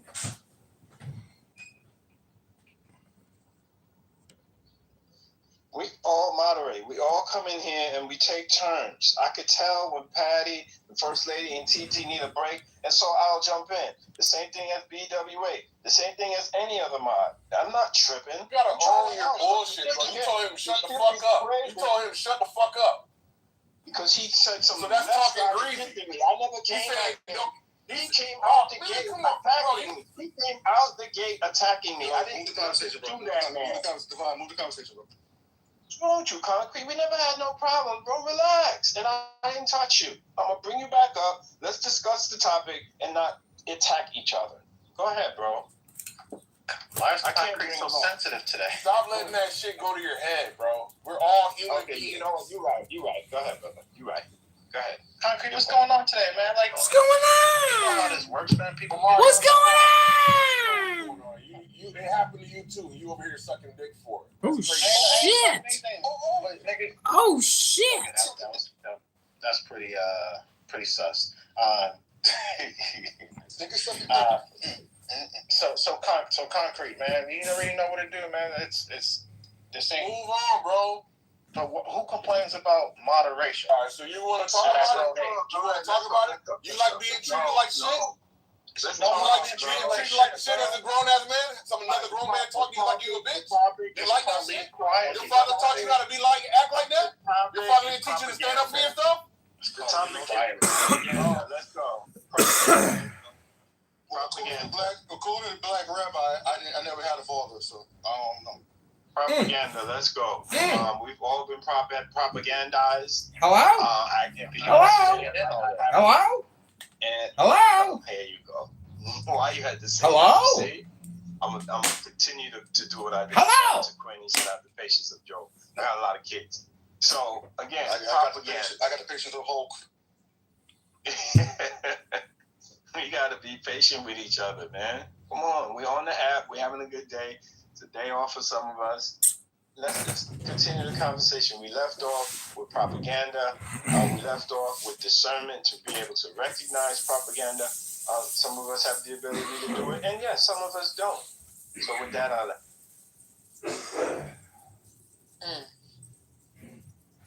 that's what I say. Happy Clubhouse anniversary, Omar. I appreciate it. I've been holding it down while you were talking. No, you weren't. Talking about, see, and I didn't touch you. I got people that got my back. This has been a chill. anniversary, and he has been a terrorist. Is that emotional been on this motherfucker. Hello? And I just want to know that this further proves my theory that it was the 2021ers. We all moderate. We all come in here and we take turns. I could tell when Patty, First Lady, and TT need a break. And so I'll jump in. International Same thing as BWA. Wait a minute, she said Android. I'm not tripping. Bullshit. You told him shut the fuck up. I don't know anybody. You told him shut the fuck up. Which one is he, Pat? I mean,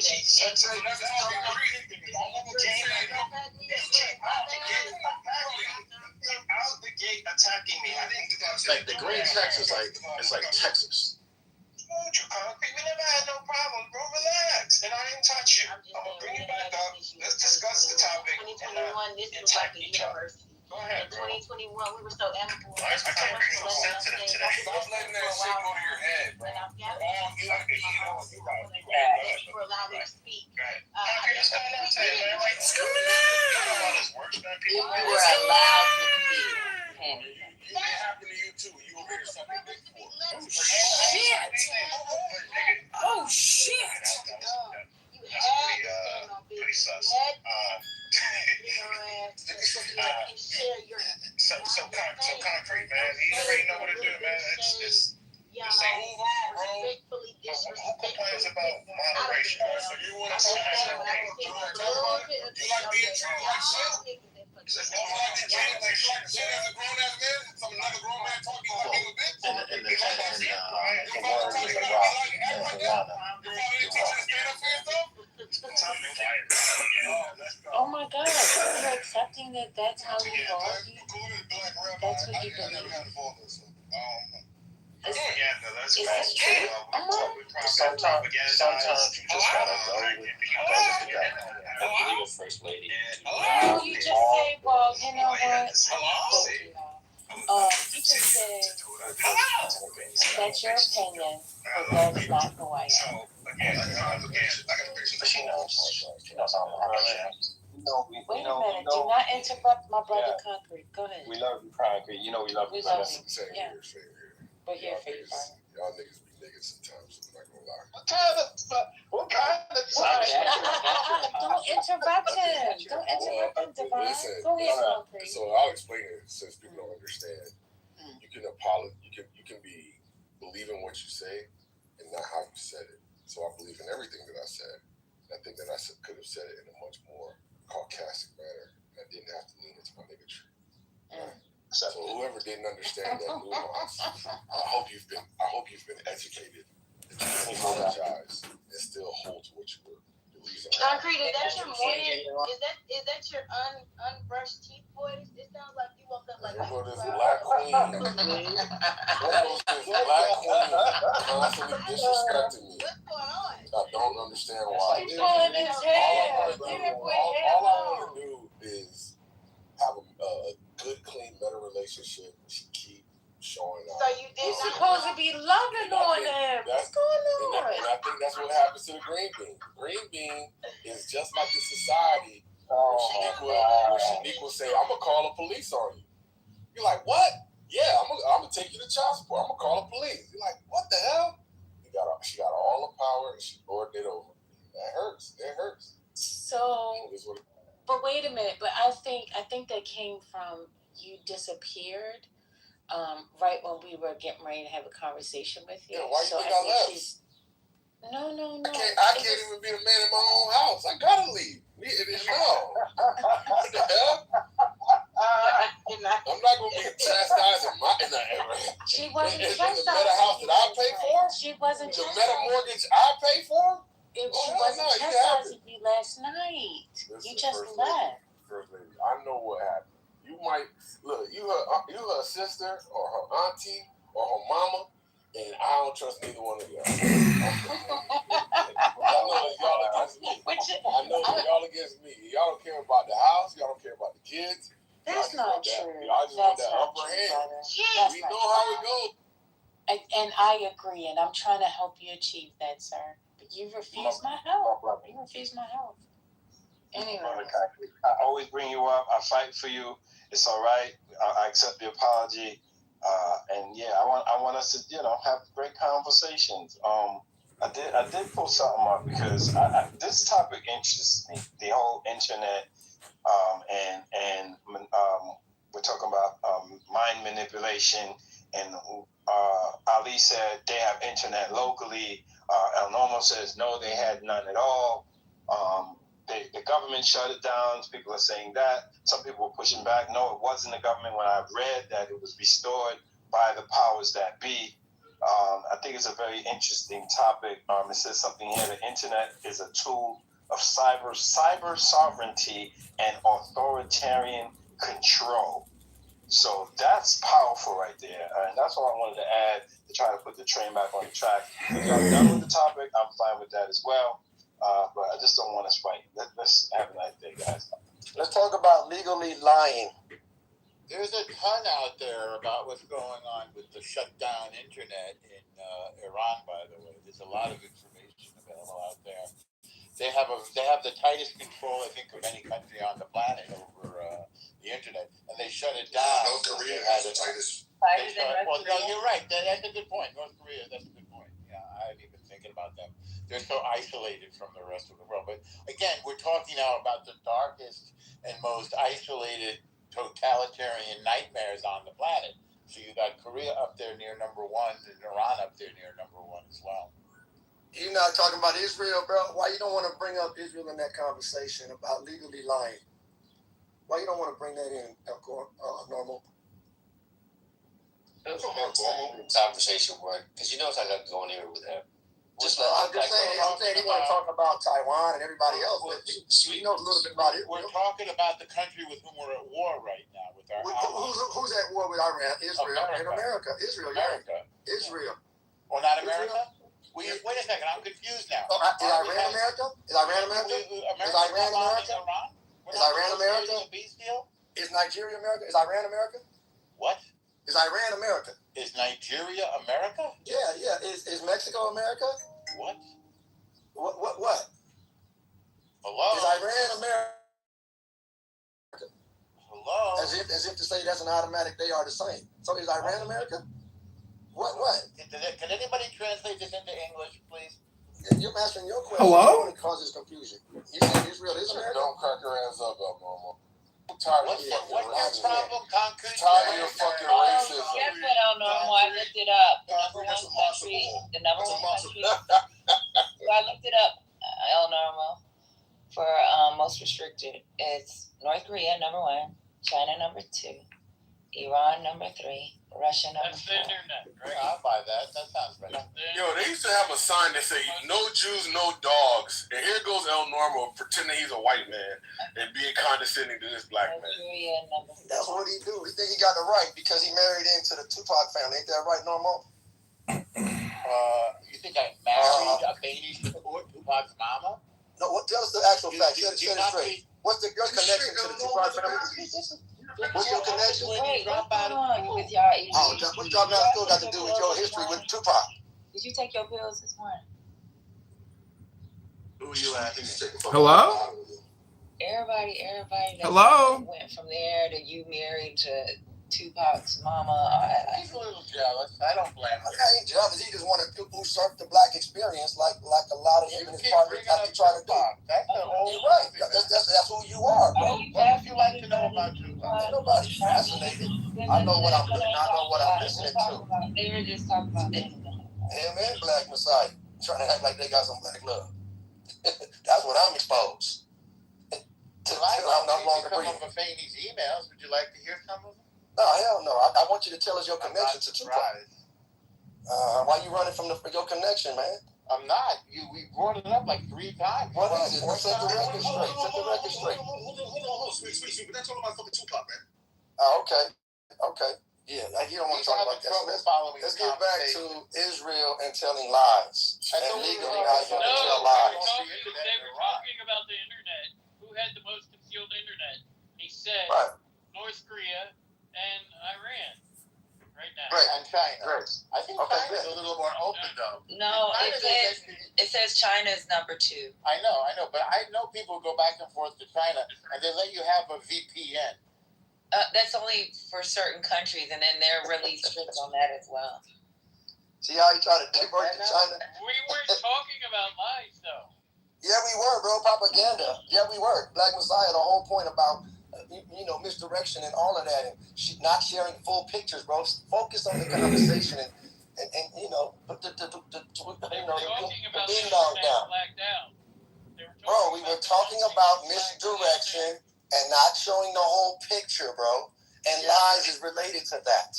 Stay focused, man. I know it's a bit of a stretch for you. And so, and about how Iran ain't got no monopoly on that. Israel has a whole thing about how they deal with goys and legally lying. So I'm saying deception. Israel.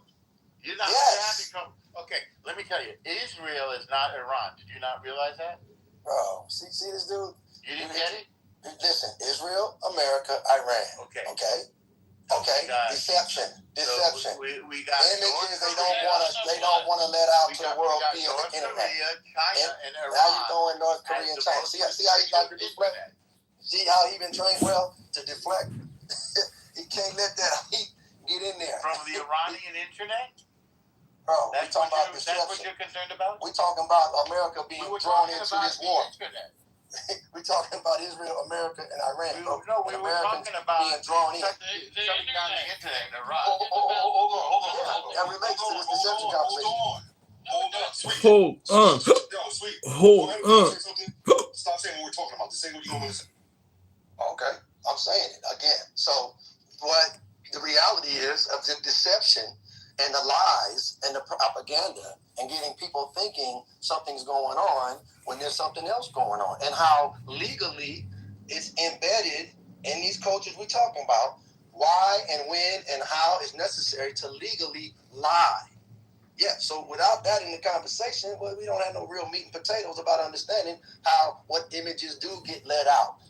and how, like Patty was saying, how you control the internet and different things that you let out, because that's called war. That's called strategy. That's called the perception matters absolutely around the rest of the world, because when you're doing some underhanded stuff, you definitely got to have a whole department on what images you let get out and how you spin the story all the time. And how, oh yeah, we winning, oh yeah, we winning, and all of that. Oh, they can't do this. And then all of a sudden, America's done drawn into something, and then they're like, oh damn, how the hell do we get out of this? And that's why it's very important to understand the history of deception and the history of lies and legally coming into other countries and doing all kind of stuff and manipulating a whole group of people, pressing up next to other people with all that deceptiveness, acting like you give a damn about them, and you really, really, really, really could give a damn about them. Yeah, that's how that relates, beat up. I'm sorry, that didn't make any sense. It's not true. It makes perfect sense. Do you want me to explain what he said? No. So Iran wants to be free. Iran slaughtered about 40,000 of its own people and shut down the internet. America attacked Iran because of its nuclear weapons program, its ballistic missiles program, its sponsorship of terror around the region, and its slaughter of its own people. Those are facts. Now, which fact among those would you like to discuss? Pick one. We can talk about it. 40,000 from? Because it keeps changing. It's the same talking points, man. We got that from American media. 15, 20, that's why we went to war there, huh? That was a strategic, smart move. That's one of 4 reasons. Yeah, strategic, smart move that got us into this BS. Israel's gonna save the IAEA and Trump's own Security Council said that there's no proof that Iran was pursuing a nuclear weapon. Well, that's absolutely false. They enriched their uranium, listen carefully, to 60%. 60% enriched uranium is not a nuclear weapon. So there is no civilian use for uranium enriched to 60%. Why? It is only, there is Why no... did they enrich to 60%? Because they're building a nuclear weapon. No, and we have the plans. No. We have the plans. We stole their plans. The IAEA has them. Who do we? Hang on. Wait, and Israel and the IAEA. They enriched to 60% because Trump pulled us out of the JOCP.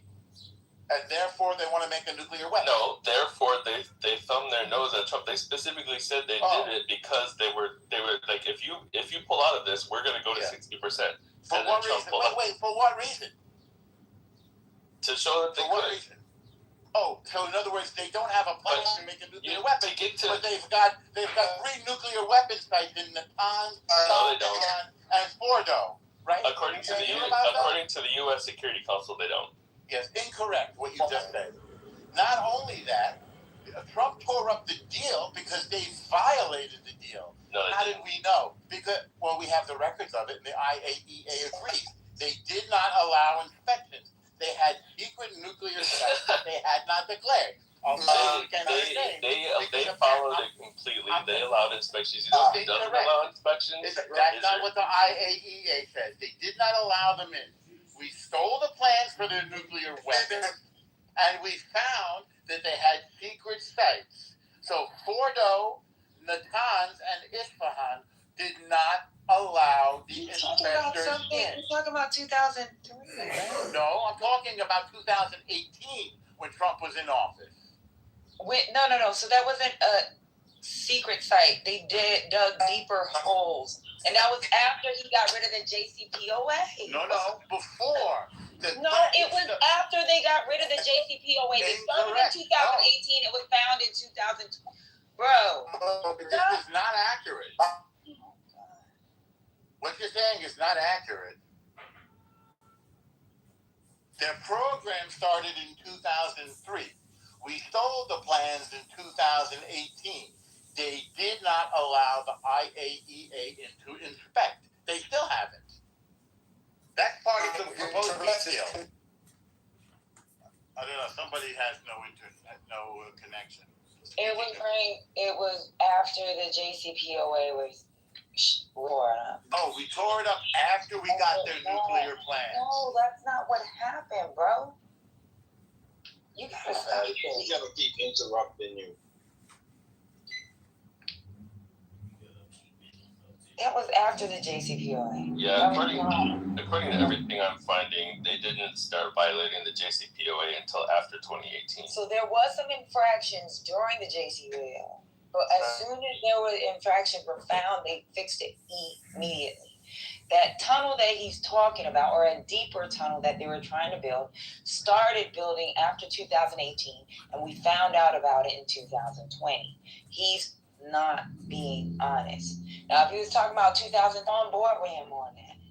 2001, they tried to help us in Afghanistan. They wanted sanctions lifted. They wanted to be friendly with the U.S. Then we find out they're fucking doing secret shit in 2002, and we cut their ass off in 2003. So yeah, I get that piece. That's why I say you talk about 2003, I'm with you. But if you talk about 18 and 20, no, bro, we did that. I don't know why people think that a country doesn't have a right to defend themselves.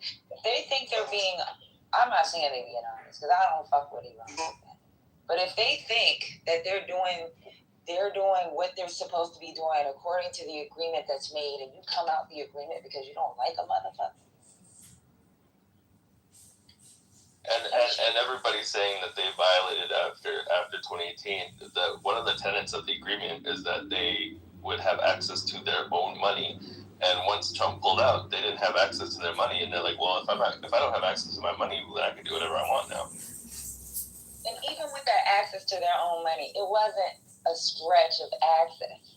Access that we gave them was so fucking like, it's like them begging, can I get money for supplies? They had to beg Qatar to give them certain things, and they had to prove they needed it. Like, this shit is crazy.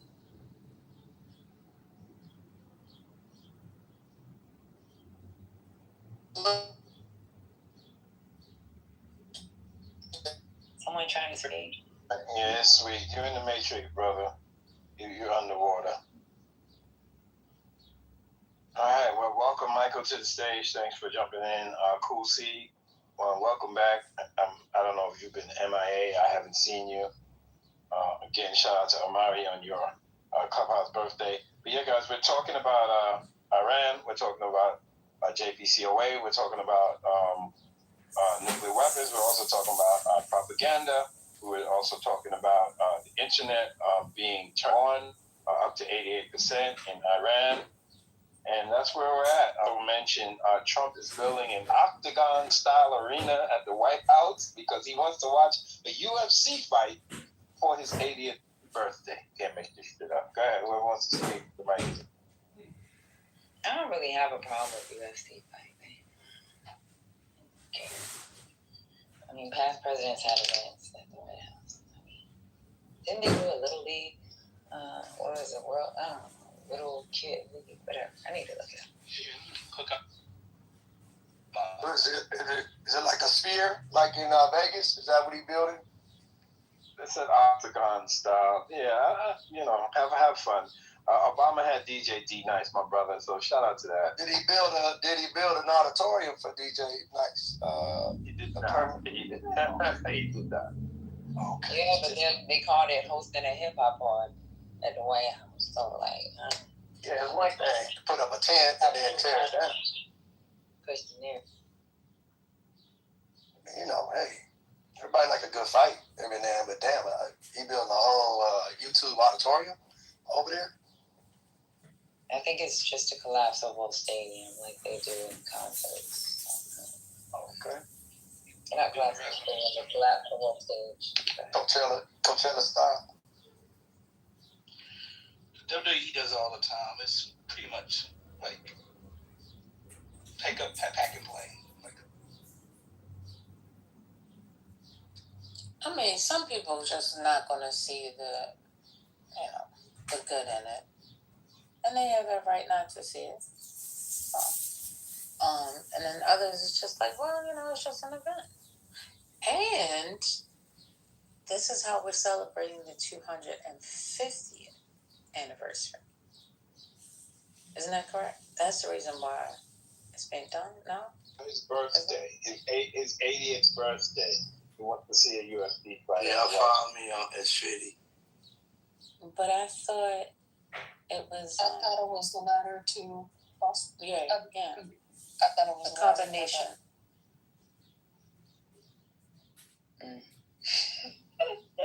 Oh, there's not necessarily a good, but the good points that Patty was making in regards to saying, hey, other presidents have done this and so on. That part. Well, I think the good thing is that they're not charging you, and that service members and veterans will be able to go and see the fight for free. So that's a good thing. Yeah, but they're only giving away so many tickets. Most of those tickets are going for always. What's the capacity for the stadium?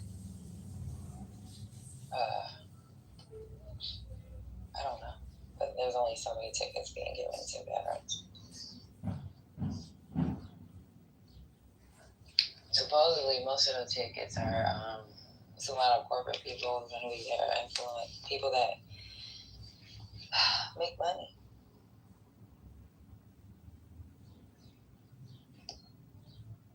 Can I get a ticket from Ticketmaster? Yeah, lottery. Look for that. That already happened. Will they take crypto? Bitcoin? What's happening? You act like we work for them or something. What's going on? I'm trying to understand, if I can get in, see what my schedule look like. Well, how would we know? I don't know. I'm asking for the report. Divine was reading the report. I thought maybe they got some details. If you wanna know, you gotta ask Trent because he knows somebody. That's a fact. What's his? But Trent is taking a break, so. Gotta get another source when Trent is on break.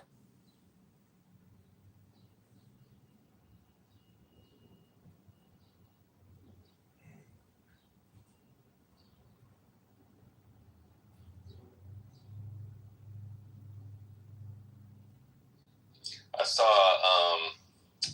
today. I don't know when it was, but I just saw it. It came across my LinkedIn feed. I saw a dude sued a black directory of doctors. I saw that same one. Yeah. So there's a directory of black doctors for black patients, and a guy sued it for discrimination. Our ancestors, boy, they got sued to death back in the pre-integration days. What the hell y'all doing? You ain't letting no white folks over there. Hold up, man. This is we had to do this because we couldn't get in. Exactly. Well, and you're in the Matrix again. And the point the person was making in the post is that like when a man has a problem with his urethra, he wants to see a male doctor. When a woman gets a pap smear, she wants to see a female doctor. So what's different about a black person who wants to see a black doctor when you've got cultural things and actual physiological differences that other doctors don't understand? Plus, and I didn't realize this, it's still taught that black people don't feel pain the way that other people do. And I knew that was a case in the 2010s because I have a friend who's a doctor and she graduated around 2010 and they were still teaching that. I didn't realize they were still teaching it now.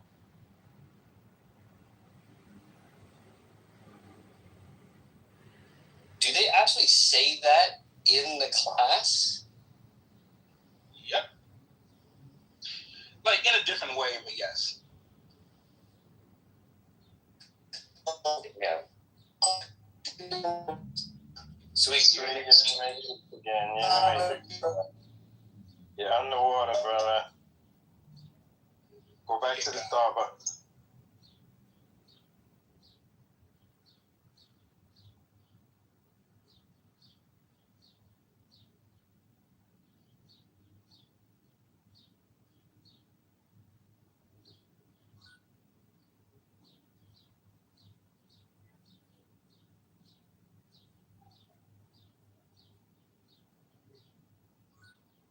Can y'all hear me better now?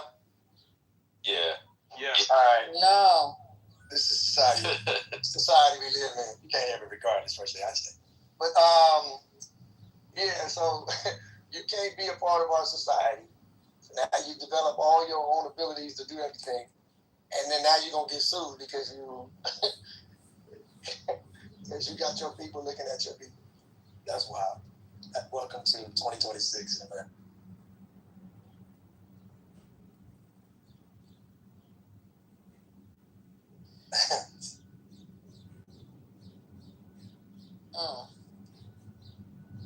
Anyway, so that's that. What's next? Devon. Yes, ma'am. You said you was off from work. You're not out there, so I don't know what's going on. Are you playing video games? What's happening? I got a house full of babies, you already know, but we all right. Yeah. All the grands are here, but we got help because my oldest grand, she's old enough to help out a lot. I know this is good. When we had my son late, and so he was a good deterrent for my daughters for having kids too soon, and so now my granddaughter's helping with her youngest cousin. I need Britt to explain that. Is it first removed or however that works? Please don't do that to me. Don't do that. Don't do that. My brain, I'm with you, First Lady. My brain I can't stick to the story. Yeah, I can't. They're cousins. But it's a good deterrent for her because she's 13 now. And so she's helping with the youngest. And she be getting frustrated. I'm like, yeah, it's a good deterrent for you. It's not easy. I'm an advocate of making babies, but it's not an easy thing to bring a child into this world, in the words of my mother. But yeah, we're doing good, First Lady. It's cloudy. I don't understand what's going on. It's a nice day, but it's like they just hiding the sun. That's a whole nother discussion. They hiding the sun from us. I'm getting tired of this. If it ain't raining, it's cloudy. Like, can we just get a nice sunny day? Guys, stop complaining and be grateful for the day that you are being spared. So if you want sunny days, you just say, Lord, I thank you for that. That gray sure is gray in the day. Could use a little yellow in there. That's how you gotta speak to the universe.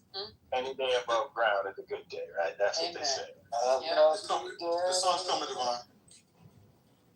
There you go. It's coming out, Devon. It's coming. It's gonna come. The last sunny day, anybody that can afford says y'all punishment for that.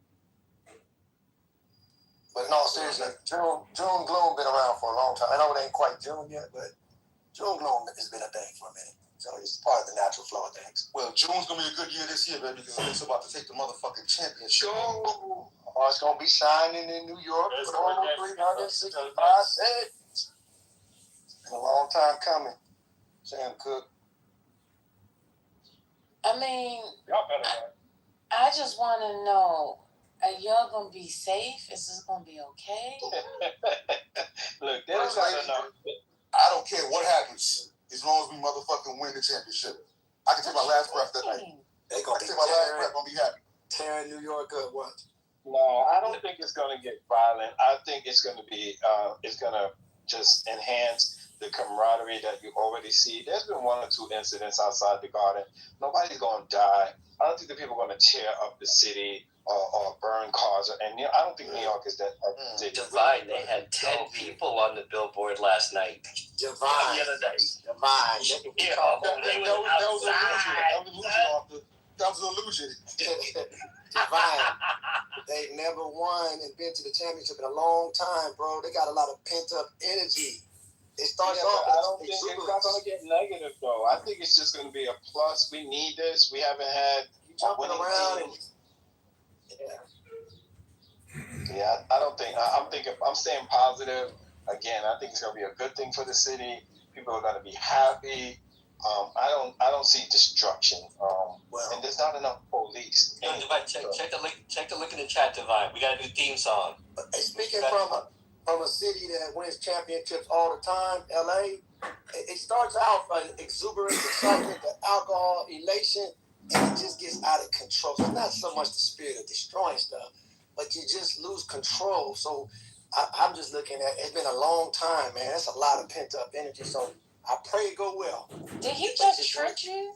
I mean, I'm from a state where, we have championships all the time. Yeah, I'm just talking from experience. So, just gonna throw my hair behind my ear. I'm just saying, whether it be the Dodgers, whether it be the Rams, whether it be the Lakers. I'm just saying it's a city that everybody think, they just tearing up stuff. It starts off with excitement and exuberance, and folks just, the pent up time and frustration and gas price. Man, I just pray New York keep it all, under control. That's all. I pray for it. It's gonna get rowdy, but I don't think it's gonna get violent. I'm gonna put that into the universe. We're gonna celebrate. We're gonna have a good time. We're gonna have a parade. Like I remember a certain chat. Y'all know I'm old. I remember in '86. Was it the Mets? Haitian BWA. Was it '86? I was 5 in '86, man. Oh damn! Oh God, yeah. I believe the Mets won in '86. I went to the Giants parade when the Giants won. Exactly. When the Giants won. And it's never been nothing too crazy. I mean, we're New Yorkers. Yes, we have the wildest fans, but I think other cities be ODing. The cars on fire and all. I don't think we're gonna have that. I really don't. New York, we love our city. We're not gonna destroy it. Oh yeah, it was Mets. Thank you, Syracuse. I remember we all walked out of school. But remember, they never got destroyed for the Yankees parades either. Right. You know what I'm saying? Exactly. So.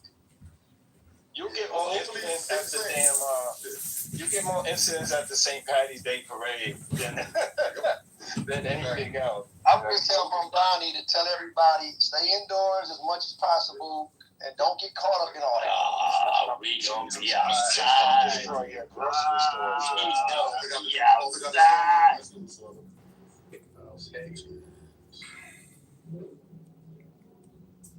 Y'all better sit y'all happy asses down somewhere. Whoa. Come on now. Don't start that. Lisa Harley was there last night. Fuck that. Y'all better sit down. The hell? Huh? What? Hey, First Lady, can I play off this link real quick? Hey, can I play the link real quick? You got these seconds?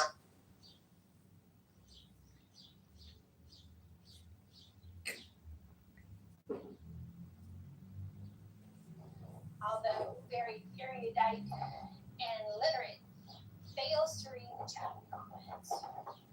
So it's really hard to hear you. Because the fatty is out for a walk. I don't see a comment from you. Well, that's because it was 4 hours ago. Oh. We can't know you were communicating in these cryptic ways. I'm dinging from my life, derisive. Okay, well, I know that's that in the the future only that's what way- the dinging means. Sorry, I wasn't here to translate that. Either. I'm sorry. Moving forward, I will pay more attention to the chat monitor. Moving forward, when you were on mute. And then, BB came in. Give her a heart. And I wanted to hear BB, and he couldn't get in because Kevin was in a deep ISO with. Who were you wrangling with this morning, Kevin? No, it was Daniel. Naveen, for sure. And Danelle afterwards. And my repeated requests to share the mic were again dismissed callously. In my defense, BB is illiterate. BB is actually that's illiterate. not fair. Scroll way up. Okay, so Way up. BB can't read. Right. That's not true. I was in a room with him where he was trying to read something and he was unable to engage in basic comprehension of what was being written. I was actually shocked. It was one of the more interesting moments I've had where somebody's reading something and then they're telling me that the thing says a thing that it doesn't. So I don't think I'll be engaging with BB, and if I see him, I will be calling him an idiot. Well, he'll get moved down. Be nice. Just like when Zach got moved down for spiraling a bed. Other Zach. And then when he rejoined the stage, it was better. So, So on a slightly... sorry, Monica, are you done? I'm done enough. Okay. On a slightly different topic, but since we kind of bring up the chat, I put a link in the chat to something else that's somewhat related, but a totally different subject, and we don't have to talk about it, but I'm curious, derisive, if anyone has heard of this guy who's being medically kidnapped, so to speak, in Canada.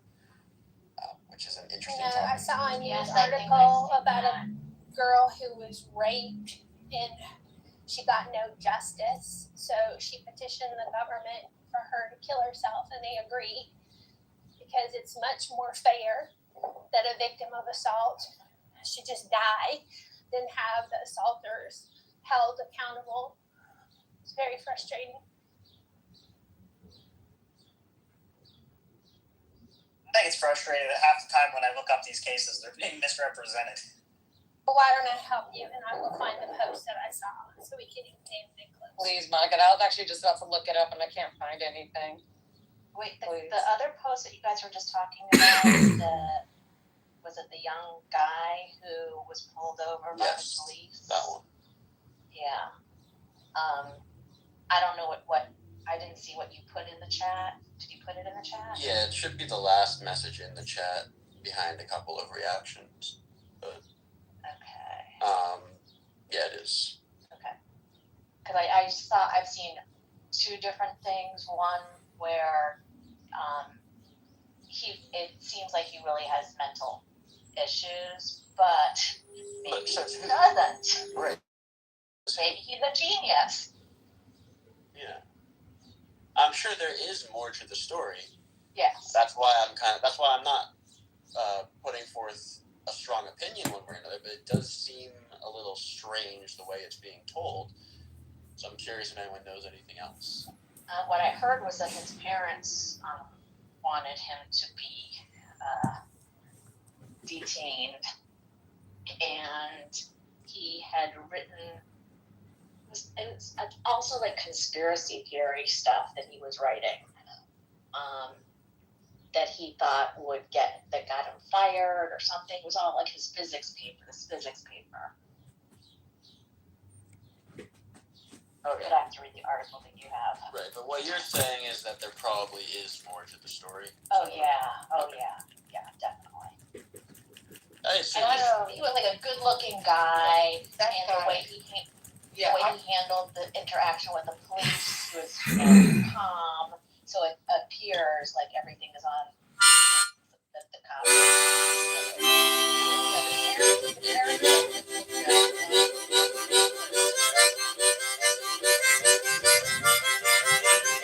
Hello?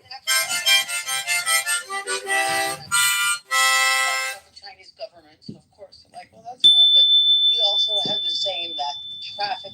There was some guy who was accused of being a cyber terrorist. He claims he ran him out of Toronto, and then the traffic in major cities, was almost down to nothing because of this guy. The light bringer has here. In the name of Jesus. In the name of Jesus, I rebuke you. Like I said, the news presented it like cops just pulled it, In the name of Jesus. Decided that What is in the name of Jesus? Needed to go away just from seeing him in a Do not diner. talk That's in this not manner. what happened. But he was saying a lot of strange things that the parents were very concerned Alright, let's get to the point. In the name of Jesus. Without religion, the idea of Satan ceases I to exist. suspected there might be something more to the story. Really? But yes, it was very egregious by the look of it at face value. Yeah, you can just go to his Twitter account. You can see a lot of the weird stuff he was saying about the traffic and this guy he named as a cyber terrorist, which I didn't look up the guy. I don't know who it is, if it's somebody popular or something. In the name of Jesus, I rebuke you. In the name of God. In psychology school, What are you, Jewish? it's hella easier to convince people you're crazy than it is to convince them you're sane. You angry. I'm happy. Leave me alone. You angry. I'm happy. I can't argue with you. So true. How come? You angry.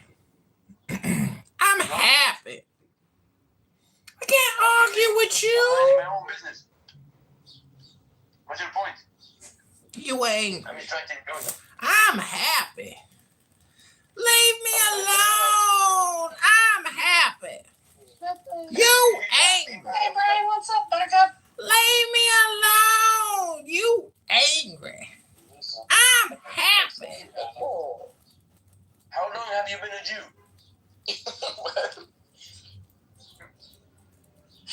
I don't know. I'm just thinking about like convincing someone you're crazy like, to get out of a fight. Like you want to fight? What, the crazy eye? Yeah, I am Aquarius. I am born. This is my form of crying. You angry? I'm My happy. is legendary. We had Mozart, Beethoven. We had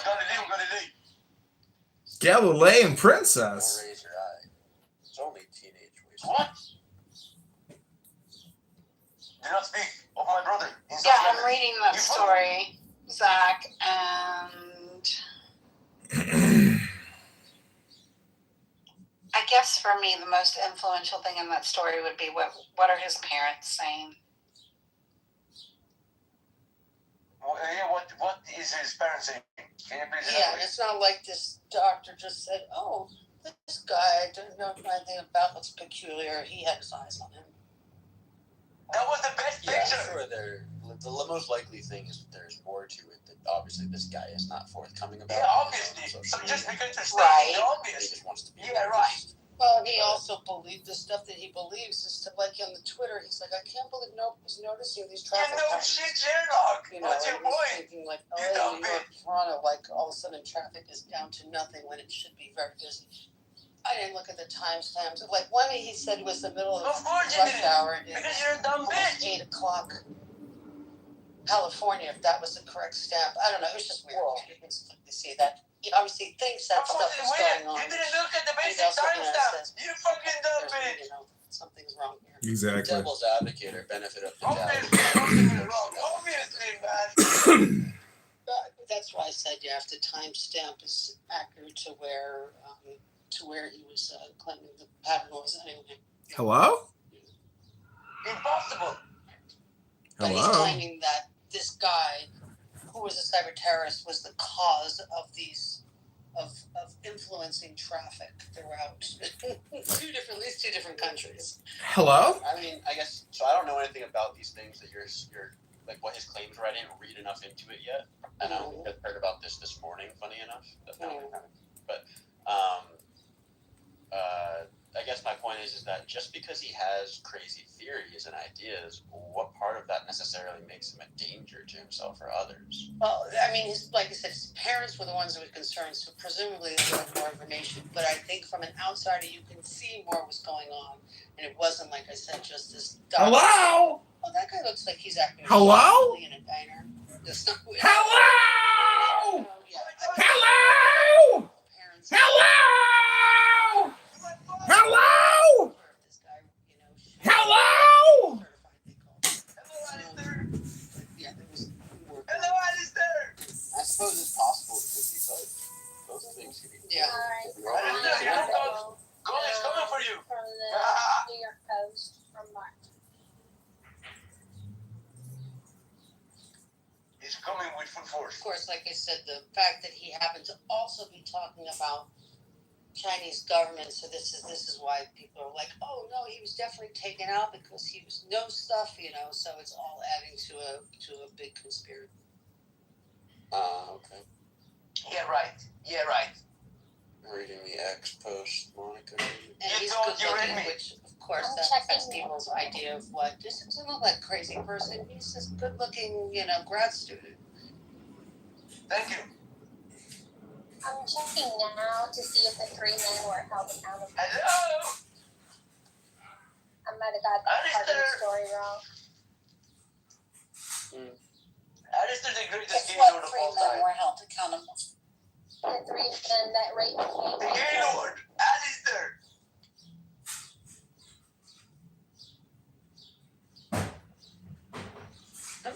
And I accidentally refreshed when I was on X, and now I'm on a post on X where they're trying to drink a champagne bottle.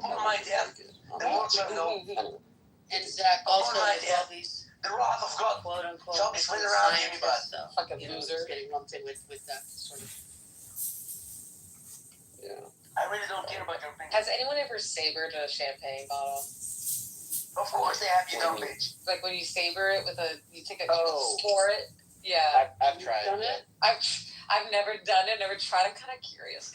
My success is inevitable. My death is also inevitable. I feel like it's difficult. It's yet to come. Well, I don't. You said you had to score it ahead of time. I think you're supposed to. I don't know. Are you?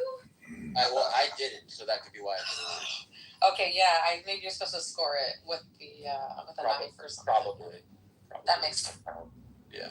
Because mine did not do anything. It didn't break. It didn't it was at least. Well, actually, that sounds like a good idea. I think I might try that. And in the future, if you ever do it, score it first. Who's got a knife or something? Score it first. Alistair, man. That might be worth it.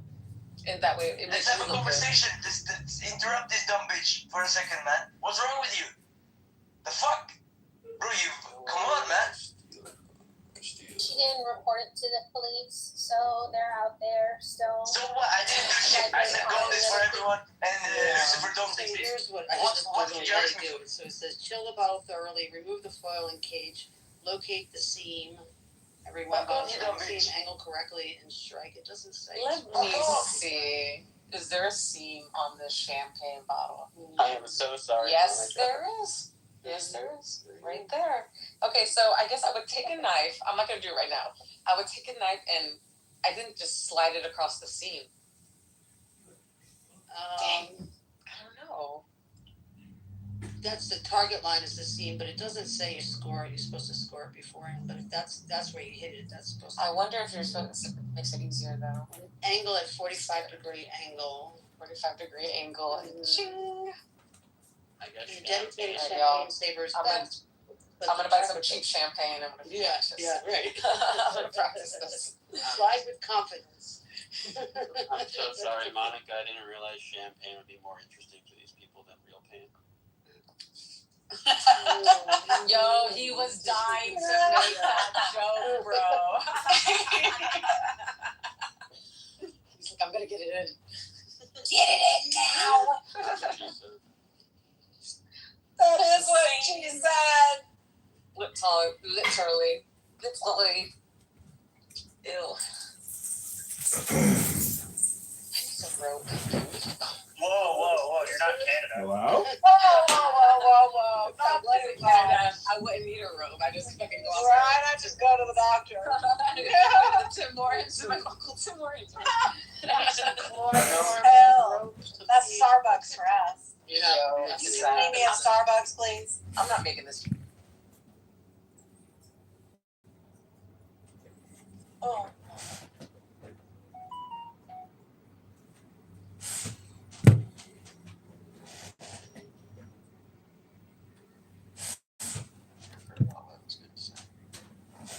Oh, darn.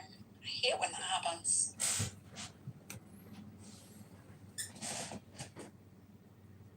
I'm a little bit Monica, what do you think this story that you brought up of or incident, I should say, of Noella Castillo, what do you think it illustrates?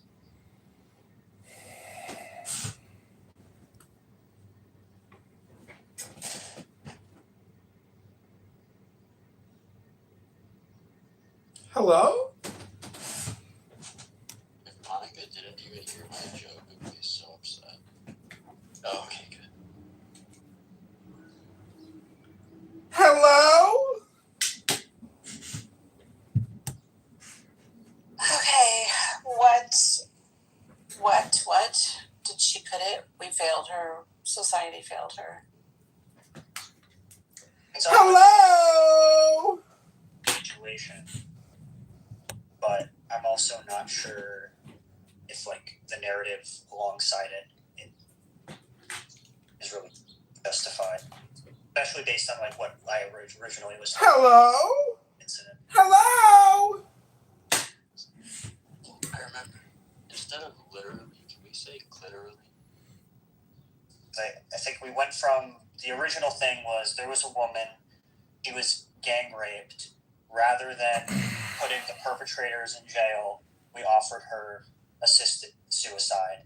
And then looking into the story, she was raped multiple times on separate incidences, didn't report it. Obviously horrible. She then tried to kill herself. She jumped off a building. This left her paralyzed with neurological damage and chronic pain. And because of these conditions, they sought euthanasia. Now, is it horrible that this woman was raped and tried to kill herself?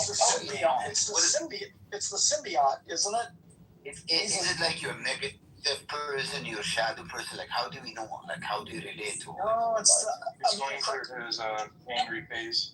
No, correct me if I'm wrong, but it's like the symbiote. It's a symbiote. Yes. Yeah. So, like, the center part of you, basically. No, Can it's you a name all the fucking. symbiotes? No, I can't. Oh, the symbiotes have a huge lore. I recommend You've that got movie, by the way. Carnage. You've got Toxin. So once you reach, Fucking Albedo. I think the symbiotes also have their own separate symbiote god who like exists in the universe and created them as part of the void or something. Like Krell or something. Yeah, basically, when you're mean, that means you're a black spider. That's what it means. You have to connect back to the. You have to be the true Spider-Man. That's what I'm. Is that what Muhammad is, a Spider-Man? I think in the Islamic faith, Muhammad is definitely a Spider-Man.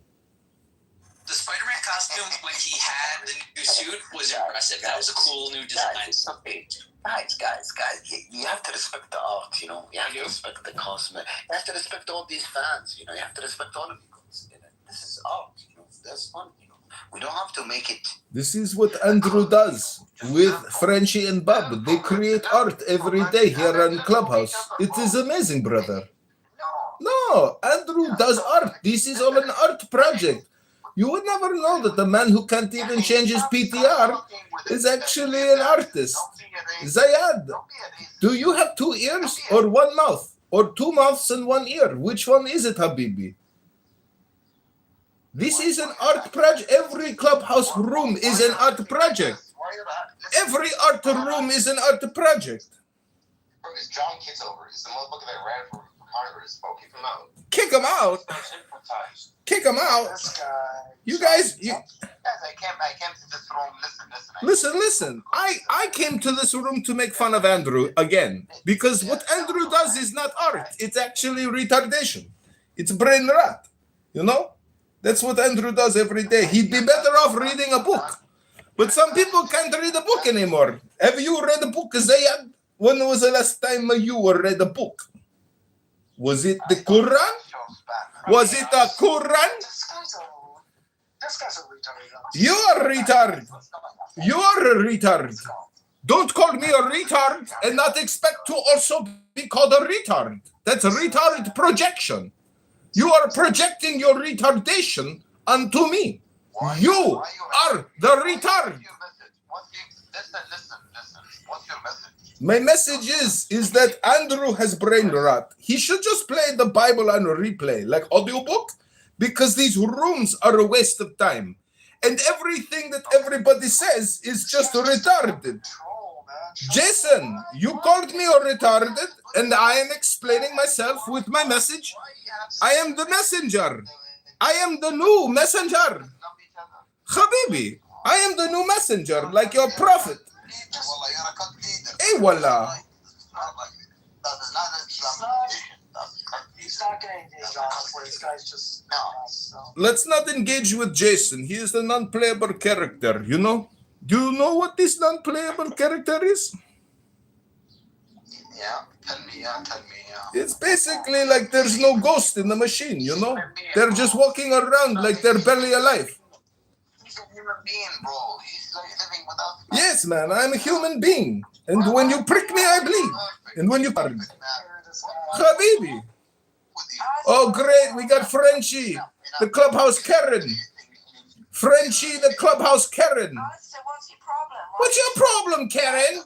What's your fucking problem, mate? You're gonna call the police on me if I don't put my dog back on the leash. Thank God. Thank God. No, he's a troll, bro. He's a troll. He's a troll, man. He has no respect to all of you guys. Exactly. No respect at all. I give no respect at all. You know how Rodney Dangerfield used to say, I don't get no respect at all. Well, I reverse that. I don't give no respect at all.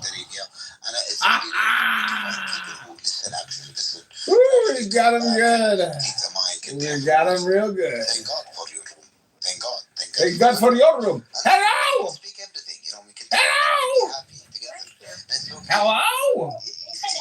Hello! Hello! Compared to a lot of rooms, it's not perfect, but compared to a lot of rooms, it's less chaotic. Amazing. You guys, I can write thesis about that. I could write a thesis, a statement about what you are doing. Unbelievable work. The hard work that your room is doing. But I had to say that because your room actually works. Your room is amazing, Habibi. It's so good, brother. What you're doing is so good. It's so good. Yeah, what's the topic? Mostly movies. I have a little top tip for you. You want Mike to invite you out, don't call them Karens and be obnoxious.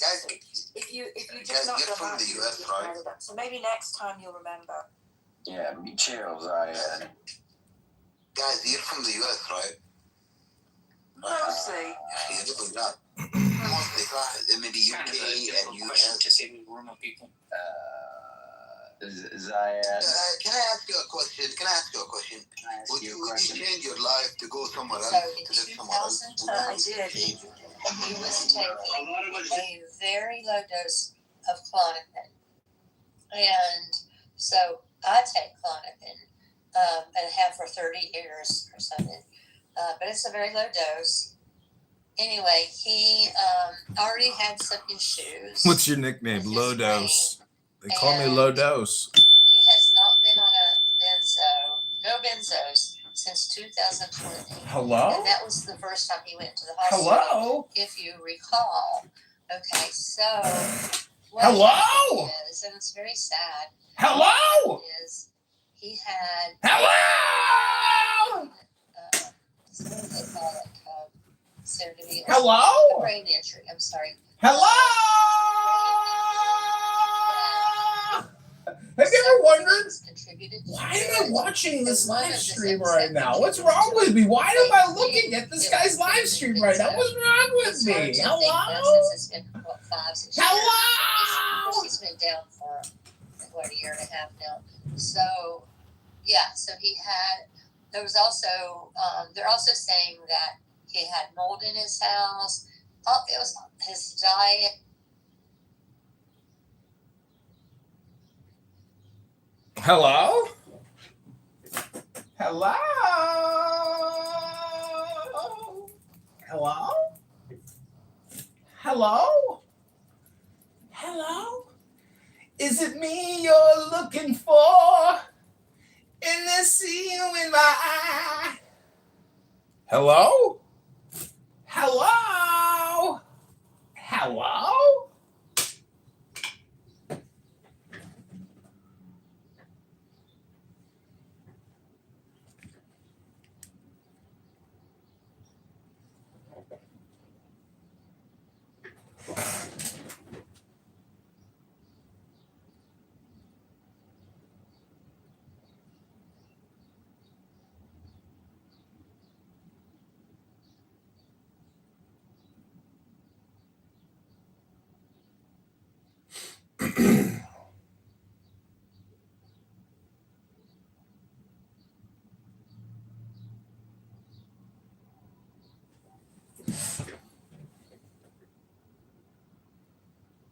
Yeah, definitely y'all should watch Harris Faulkner. Black women in the audience, the goo. She comes on, I think, 12 o'clock Eastern Standard Time, but 9 o'clock if you're on the West Coast. Harris Faulkner is one of the classiest black conservative women that you will ever see on TV. People like Sweet might not like her because she's married a Jew, but that's because he has problems with the Jewish people.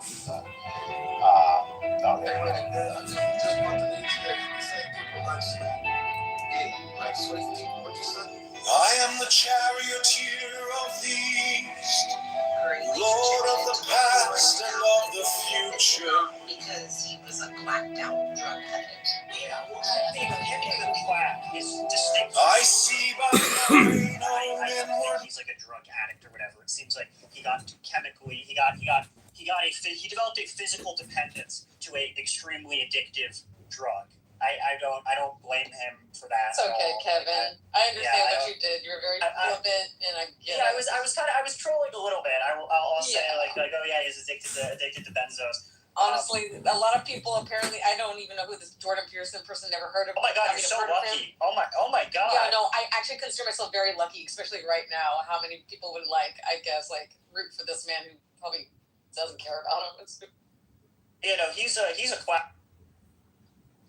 Monica kicked him! He's a brilliant professor, and he has changed lives all over the world. That's fabulous. All over the world. So I mean, but okay. I'm not on the Jordan Peterson bandwagon like most of the people in this room. Quite honestly, I don't really feel strongly about him one way or the other. I think he has some good stuff, and I think he has some meritless stuff. Hello? The irony in you talking about people misrepresenting stories, and then you misrepresenting something that you didn't know jack all shit about. The irony is just unbelievable. There's a Hello? making an offhand comment about Jordan Peterson as to not make any sort of point, which is kind of in a troll manner. Versus when we're having an extended back and forth about a specific topic and we're engaged in kind of like an actual policy debate and the examples were being brought up. Like if we were having a debate about Jordan Peterson and which of his ideas are worth any merit, I'm not going to use him developing a dependency to benzos as like an example of why we shouldn't listen to him. That would be a really dumb argument. But that's exactly what you did. That's not what I did. Me saying he is a quack and he was addicted to benzos is kind of like a troll, versus is not the same as me saying he's a quack because he's addicted to benzos. That's a different statement. Okay. Like somebody could be a bad person, or I'm not saying Jordan Peterson is a bad person, but somebody could be a bad... Nice justification. I appreciate it. Nice attempt. It's not an attempt. It's a very valid thing. I mean, this is like you don't like the way I misrepresent the stories about assisted suicide. Therefore, I'm going to call back. Hello. I didn't misrepresent any stories about assisted suicide. I gave you the facts that I had, the same way that you furnished the facts that you had, whether they were right, wrong, or indifferent. It's the exact same situation. I didn't misrepresent anything. I gave you the information that I pulled as I was looking at it on Grok. Okay. I didn't misrepresent. I'm saying facts were frequently omitted. Facts were frequently omitted from the specific cases of assisted suicide as to make them appear worse than they were. And that's true. That's what that just happened in this room. We cannot deny that. That's actually what happened. And that's actually exactly what Kevin just did with JP. I feel like it was. Those two things have two different temperatures. You know, one was like Hello? like a jab. Don't you dare insult Jordan Peterson. Don't even think about it. Apparently, from a conversation earlier, I couldn't speak to the context of which She put a Jordan Peterson.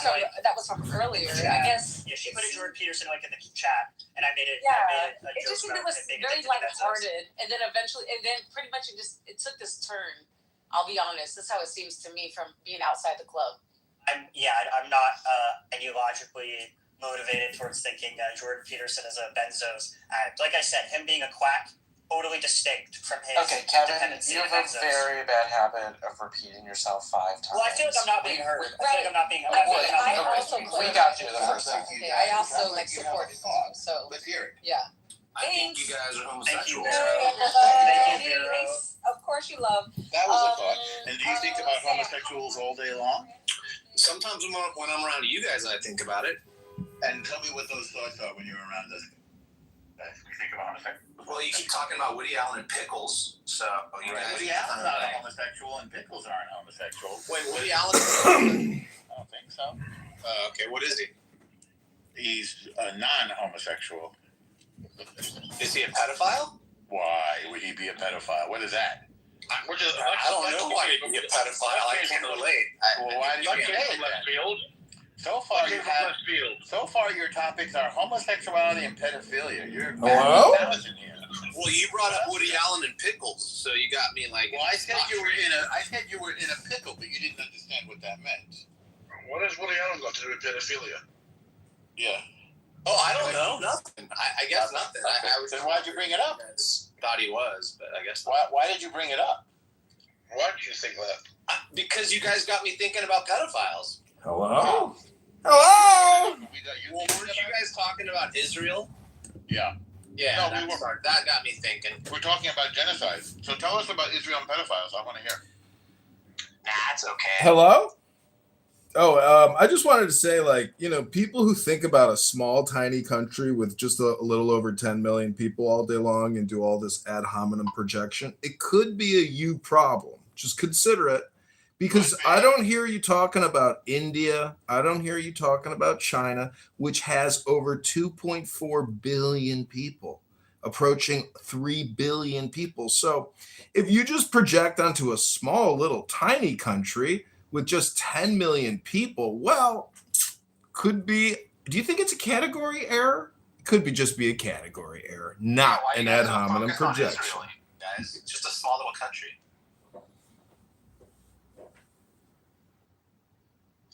Because there's a lot of people on here making claims about that small country, and I'd like to know what evidence they have for such claims.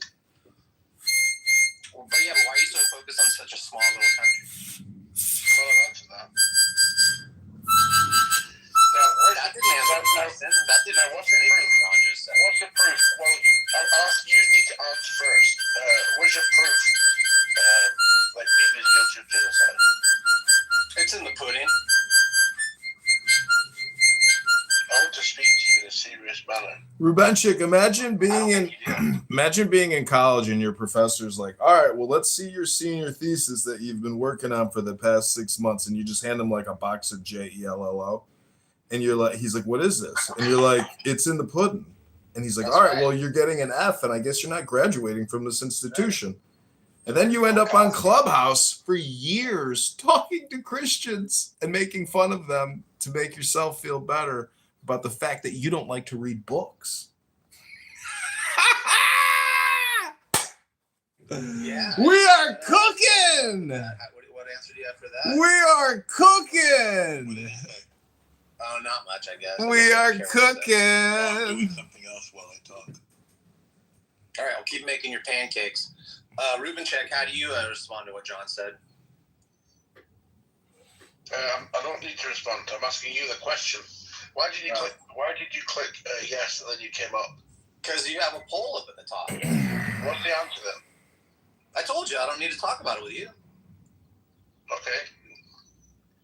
Why? Like, what credentials do you have that require that I give my position to you? Like, what's up? I'm just asking you the question. Listen, if you're afraid to share your thoughts, then just hang around and maybe learn a little bit. Maybe you'll have a little bit more confidence. Okay, go ahead. If I was as big an asshole as you, I'd keep my mouth shut too. I don't blame you one bit. Really? Then how come you're not always mute in rooms then? Because I'm not an asshole like you. Oh, that's not what the consensus says. Oh, where's that written? Oh, it has to be written. Well, you said says. Where is it spoken? It's spoken in multiple rooms on. I'm ready. Tell me which one. El Normo, it might be a bit much to call him an asshole. I wouldn't really put him in that category. I would put him in the category of someone who likes to have fun, but yet really he's missing the real fun, which is to be, cast in a position of great brilliance. And, it's who are we to judge someone who comes on this app and just doesn't really say much? Because maybe they've got a lot of stuff in their background that would be, really entertaining and enjoyable for this shared experience. And, I just like to thank Rubenchik, for putting Glory to Israel in the title, because too many people on this app project onto Jews and Israel and Donald Trump their own inferiority and their own self-esteem issues and all their ad hominem projection that they can think of, because they're not really doing any work here. This isn't like they're studying a book, right? They're not actually learning anything. There's no knowledge being created or transferred here. This app is purely entertainment and nothing more. And if you think it's more than that, well, then I hate to break the bad news to you. It's not more than that, because only in a book will you actually find knowledge and information that is valuable. This app is a toxic cesspool of sludge. And I just like to come around and stir the pot sometimes, take a whiff, see if it's, ripe yet for a taste. Yeah, take a ripper, exhale, stir the pot again. Right. Thanks, John. Now, have you got an answer, Honey Badger, or not? For what? Do you know that? Can you? I'd like you to prove that Bibi's guilty of genocide. Oh yeah, I can, but I don't want to right now. Why not? Well, why shouldn't I? Because I'm honest. Like I asked you for your credentials. Who are you? I don't need to have any. Are you an attorney? Oh my God. Just another dude. No, not at all. That's why I'm not afraid of demands. Well, because you're not afraid. That's right. If you were afraid of them, then you'd explain yourself. Yeah, if he was more like Yahweh. Honey Badger said that. He was more like a scary daddy. You have a scary daddy. If he was more like a scary daddy. No, scary daddy. Scary daddy. No, my parents are nice and cool. No, they were the scary daddy. Oh, I was just referring to the guy in Mayoral. Just John Watt. What's my favorite book? Kitover. Yes. Oh, it's not. I thought the Kitover was Am I wrong? Am I wrong about that? It's not even a book. Oh, okay. Right. I mean, it's hard to be such a dumbass. It must be weird to be born with such a lack of brain. It is. It's difficult not to try really hard in this thing. I couldn't think that. No, it's easy for you. That's the thing. You're good at it. Yeah.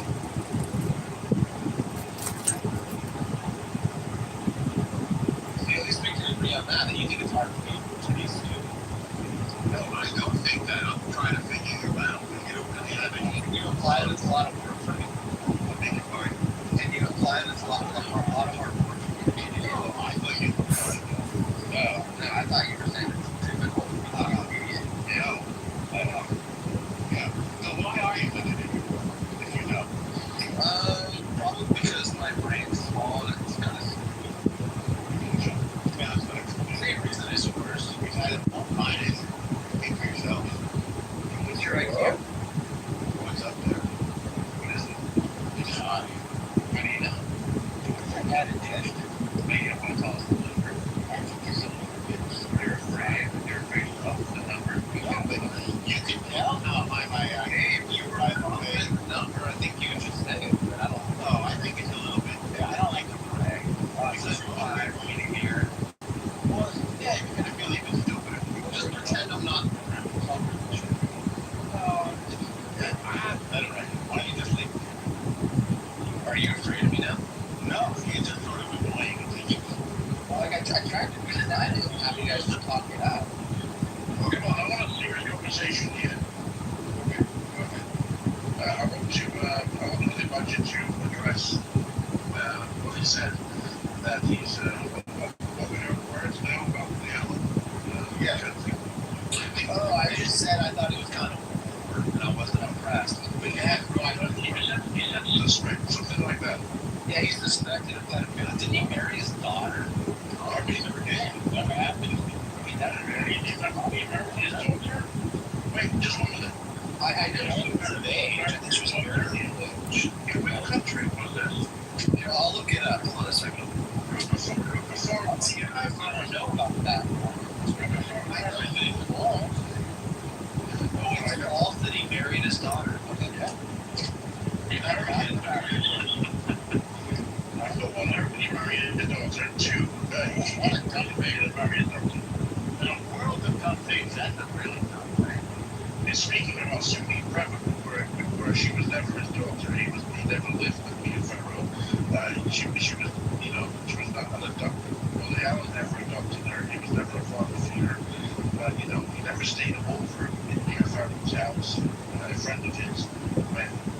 when she was living there. Her father is Andre Previn. Andre Previn, the BFO of the Wanted Productions. Woody Allen's married to now. Was it to with Woody Allen? Andre Previn, the composer. So the claim is that Woody Allen married his daughter.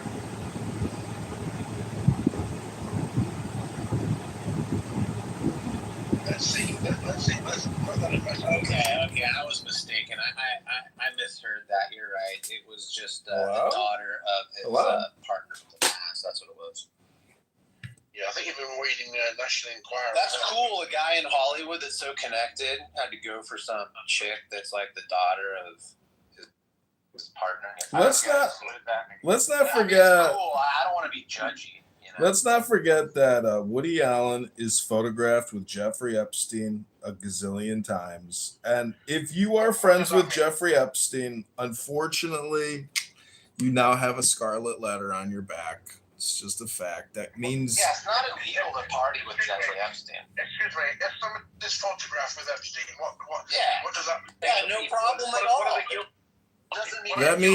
That means in the court of social justice, you have been found guilty. Sadly, in our world, if you are photographed with Jeffrey Epstein like Bill Clinton 100 times, well, there's a chance that you were up. You weren't like in you probably weren't in a library reading books. You were yeah. If you were sending emails to the head of Pfizer, and talking about a pandemic with Bill Gates in the Jeffrey Epstein emails, well, I don't think he had anything to do with it. Going Man is here. Yeah, so if anybody was friends with somebody who was a criminal, what does that make the friend? What they're guilty of? That's called an associate in a criminal mafia organization. What are they guilty of? I'm asking. Associating. So if you go to jail and part of your parole is that you can't associate with other known felons because the state believes you might be involved in criminal conspiracies, that makes you an associate. Yeah, what's the charge?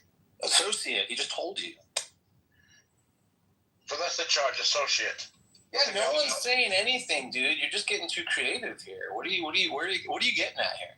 So that's a charge, a criminal charge. Is it associate? Yeah, but why are you so worried Honey, please. You've never been in a Rubenchik room. These are special rooms. Just be patient. I'm just trying to figure out why he's so worried about Epstein now. What was brought up that made him so focused on Epstein now?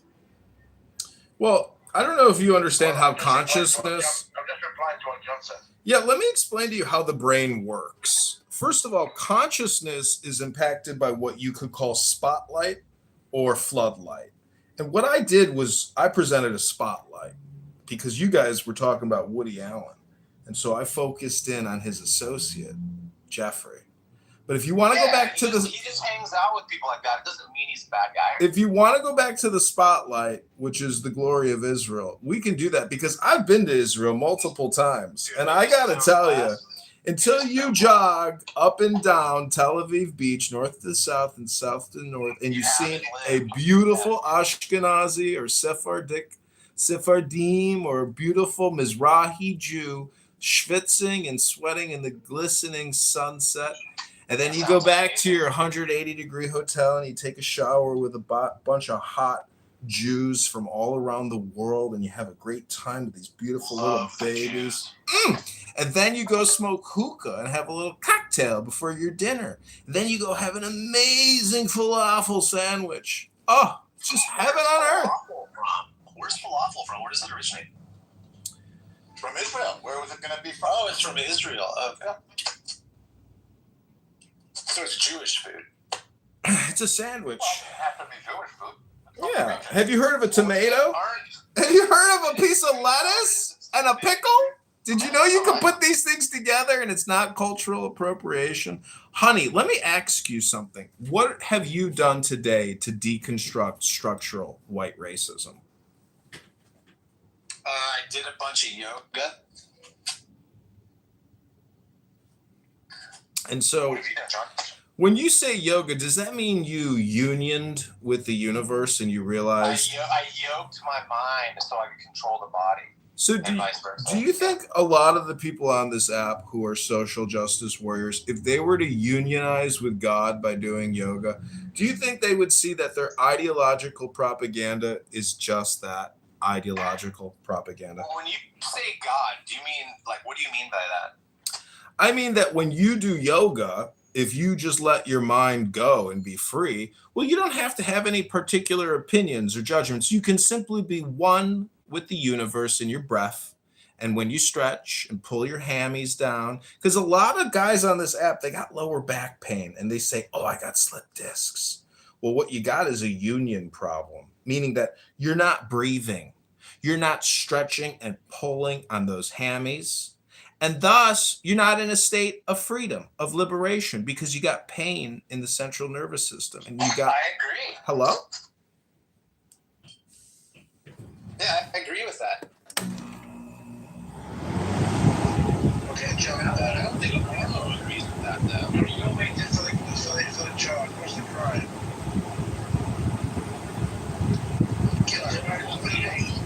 Guilty by association is not a crime. So, what are you talking about? Why are you so fixated on the Epstein?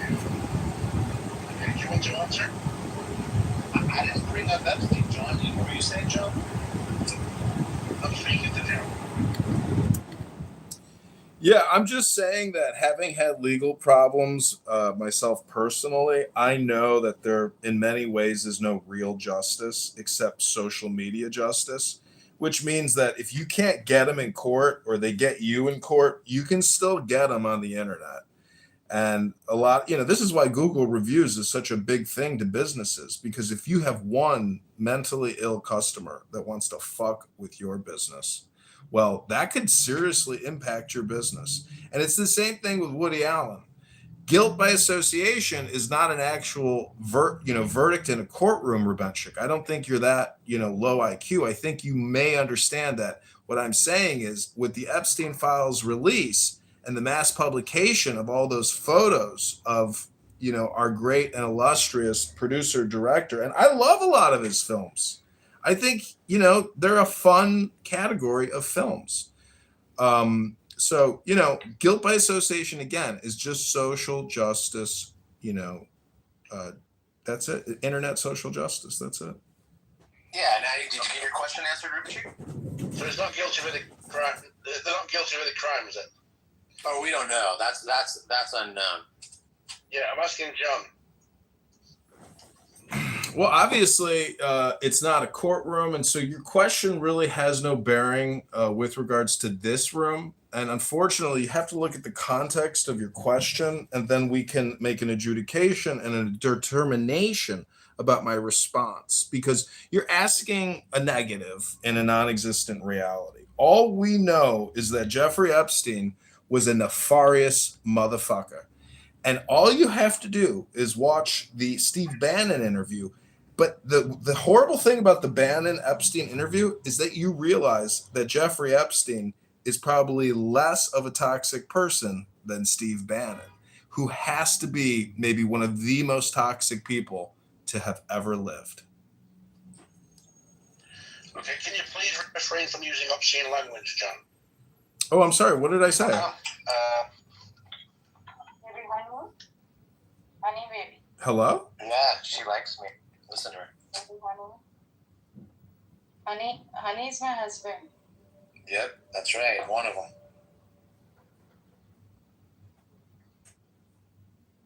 Baby, honey. Go ahead. Tell Norma what you think of me, Monica. Go ahead. No. Oh Lord, I'm gonna take control of this.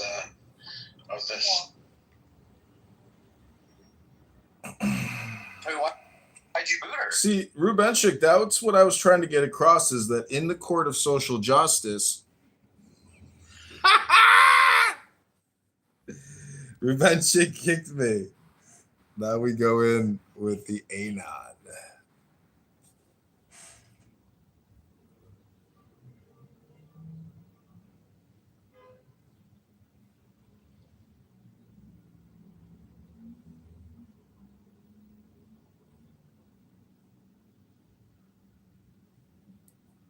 asking you. Okay? If I bring you up now and you don't have the proof of it, don't accept me bringing you up. Okay? Now I know my rooms are pretty boring. And people like a lot of drama and fuss and people speaking on top of one another. Okay, but that's not of interest to me. Is there anybody who can prove are you in possession of the evidence that Bibi is guilty of genocide? It's either yes, no, or I don't know. Okay, and when I bring you up, if you start mentioning anything about anybody else or anything talking about anything else, or you say you do have the evidence but you're not going to say it, I'll drop you down again. Hello? Hello? Okay. Is there anybody else that would like to come up? Does anybody in the audience have the evidence? Hi, Rubenchik. I'm pretty sure I've got evidence to support the claim that Benjamin Netanyahu is guilty of genocide. Okay, go on then. Thank you so much. Well, the first thing you have to accept is that we need to redefine the term genocide, and we have to give it a very, very loose definition. And geno is tied to genetics. So any murder or death or chaos or destruction caused by a bomb or a rifle is complicit in the act of destroying the genetics of a human. And thus, any murder is genocide. And thus, Benjamin Netanyahu, as well as the October 7th terrorists, are all guilty of genocide. Okay, so if I kill somebody right now, does that mean I'm guilty of genocide? Yes. No. Yes. You are genocidal. No, genos is race, people, tribe, nation. It's not a person. Well, genocide is anything I don't like. So if you bump me in the subway, that's genocide. Exactly. Oh, I want to make a prediction. Within me, a side eye, genocide. Okay. If your shoelaces are run off, genocide. Within the next 10 years, there will be a UN convention where genocide will be redefined based on a number of deaths. It won't have anything to do with the destruction of Hello? and part of Hello? a specific group of people based on race, whatever. The current wording. With the intention of wiping them out. Yeah. Just giving it from the definition. Well, not wiping them out, just removing them in whole or in part. So wiping out implies whole. Hello? The Hello? is squishy part. Well, that means if you kill two people, then you're guilty of genocide. Even if you've declared a war under the rules of war. Yeah, let's define part. It's like Bill Clinton defining is. It really doesn't matter what the action is, right? It has to be, you have to have intent. Correct. So even killing one person, right? Let's say killing one person is genocide, right? You would still have to prove the intent. It was the person's intent to kill that person. So what you said, I disagree with you completely. I left out the word intent, but it's part of the current definition. I gave you 95% of the definition, but left out that one word, so yes. If you add that back in, we're saying the same thing. Yeah, so, Mr. Rand, have you got anything else to say? Yeah, I just don't agree with your opinion about intent. Okay, so you don't think the genocide needs to have intent? No. Talk to the dodo bird. That's the integral part of genocide, the intent. That's the word, intent. It's integral? You have to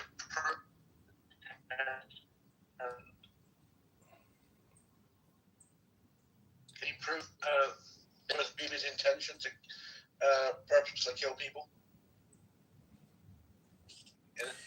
Well, I think Bibi's logic is kill or be killed. And it's good logic. What do you mean you think? Well, I think a new accent for you? I think, therefore. Oh, he's got a lot of great accents. I need to hear his Indian accent. It's the best I've ever heard.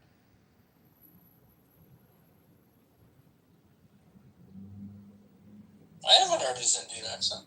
Okay, you have not? I have not. How come you get it, but I don't? You have not heard my world famous Indian accent? You know, recently on YouTube, a horrible person from this app, he said a horrible, terrible thing, and he got my community guideline strike. And it was because he said something very, very disgusting and hateful and genocidal. And I hope that this room, you will not, as a moderator, allow anyone to make such horrific violations of hate speech. Wow. That's a little too anglicized. You got to tighten it up a little bit. You know, I can't do an Indian accent, but I can recognize that. I'm doing one. You put on, Mr. Round, you put on your tefillin the wrong way, by the way, on your other pictures. Yeah. But anyway, intent is, so if you're making a claim of genocide, you have to prove the intent. If you don't have the intent, you can't make a claim of genocide. That's the way. Where do you see tefillin?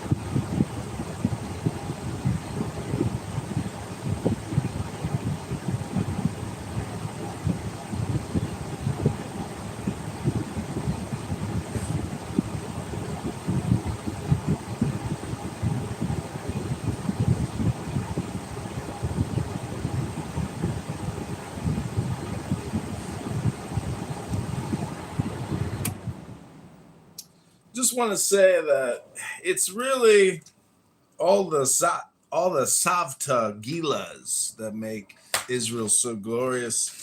A Savta, if you've got a rockin' grandmother who just doesn't seem like the bubby type, maybe the best name for her is Savta. Savta means grandmother in Hebrew. And we think any grandmother who calls herself Savta is kind of, well, a glorious badass. Since Jews have been around over 3,000 years, there are many words of wisdom that are still true today. Here are some funny Jewish sayings and some wise proverbs. A black hen can lay a white egg. Dress up a broom and it will look nice too. All is not butter that comes from a cow. The hat is fine, but the head is too small. You can't sit on two horses with one behind. He has more in his head than in his pocket. Don't live in a town where there are no doctors. If you sleep with dogs, you get up with fleas. Don't give me the honey and spare me the sting. If a girl can't dance, she says the musicians can't play. Thieves and lovers like the dark. With horses, you check the teeth. With a human, you check the brains. Worries go down better with soup than without. Bow wow! If the rich could hire the poor to die for them, the poor would make a very nice living. God gave man 2 ears and 1 mouth, so listen more and talk less. Man plans and God laughs. Even a bear can be taught to dance. If he were twice as smart, he'd be an idiot. He's meditating on whether a flea has a belly button. They are both in love, he with himself and she with herself. Rejoice not at thine enemy's fall, but don't rush to pick him up either. If God lived on earth, people would break his windows. Bow wow! Wow, wow, wow, wow, wow, bow wow, wow!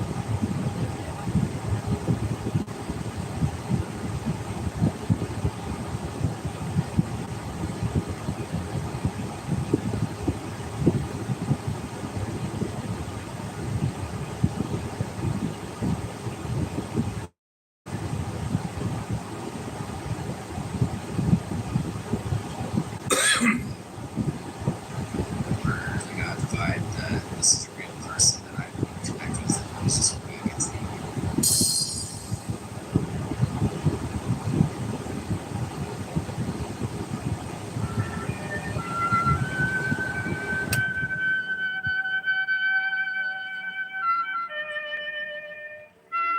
The number 1 selling performance artist of all time,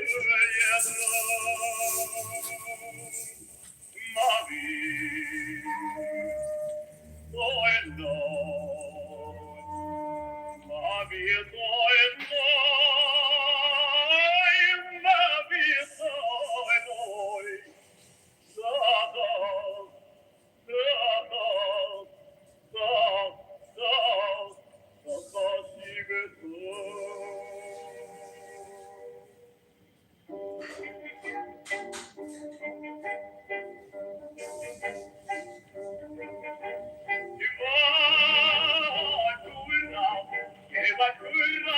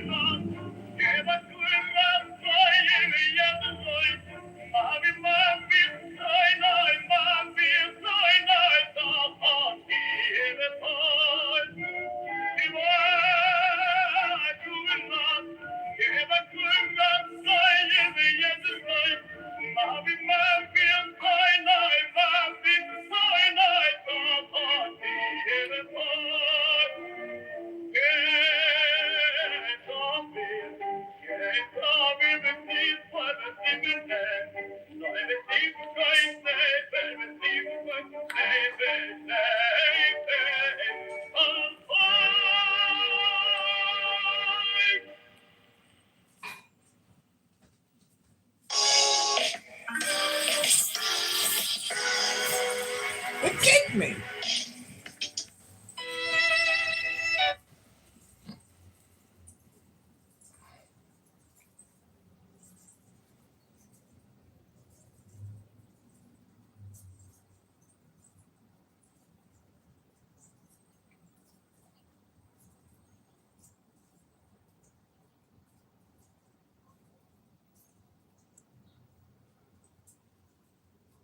Understanding, and it's okay. That's why I said just move on. Y'all crazy, man. That's not Okay, again, because I'm like this is. I don't know why y'all still going back. Well, I have two two degrees. One of them is in business admin, and it is from Kelly School of Business.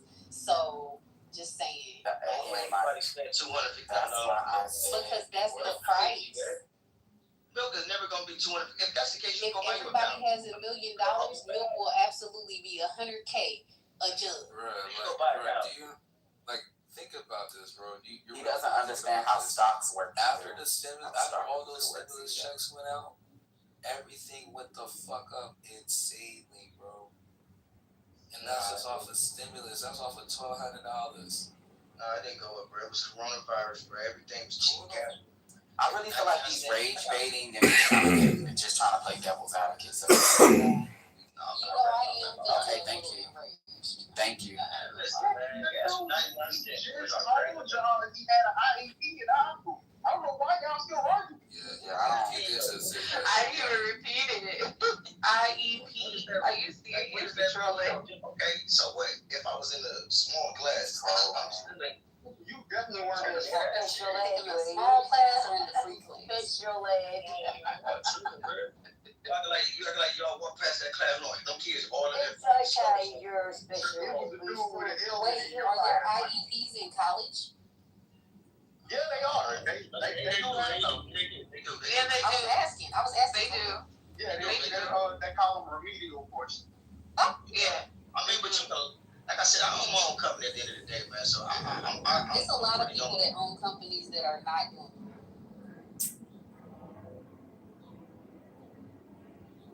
Who had a trusting relationship with.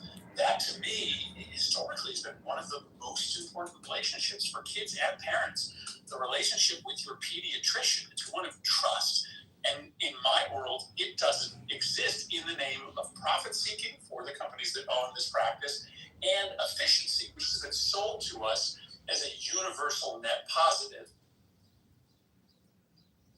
Someone used my kayak. I used a loaner one, like somebody brought. We were with a group, and it was inexpensive, and for a reason.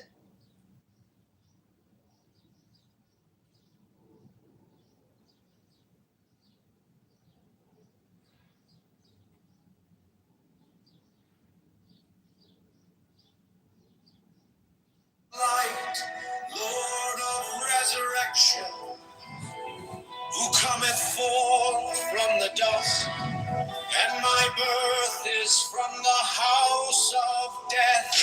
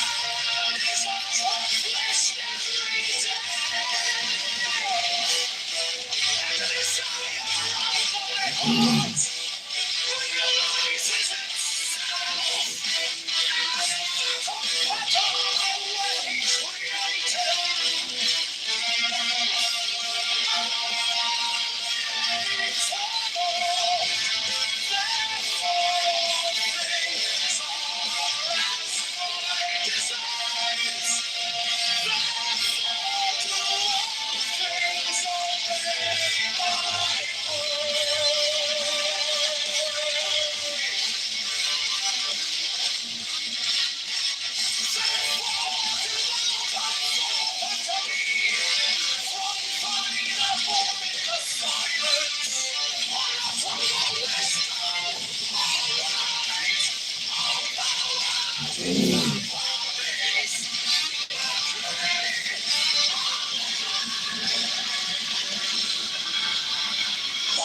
be my cause, thou art still nameless to eternity. Come thou forth, I say, and aid and guard me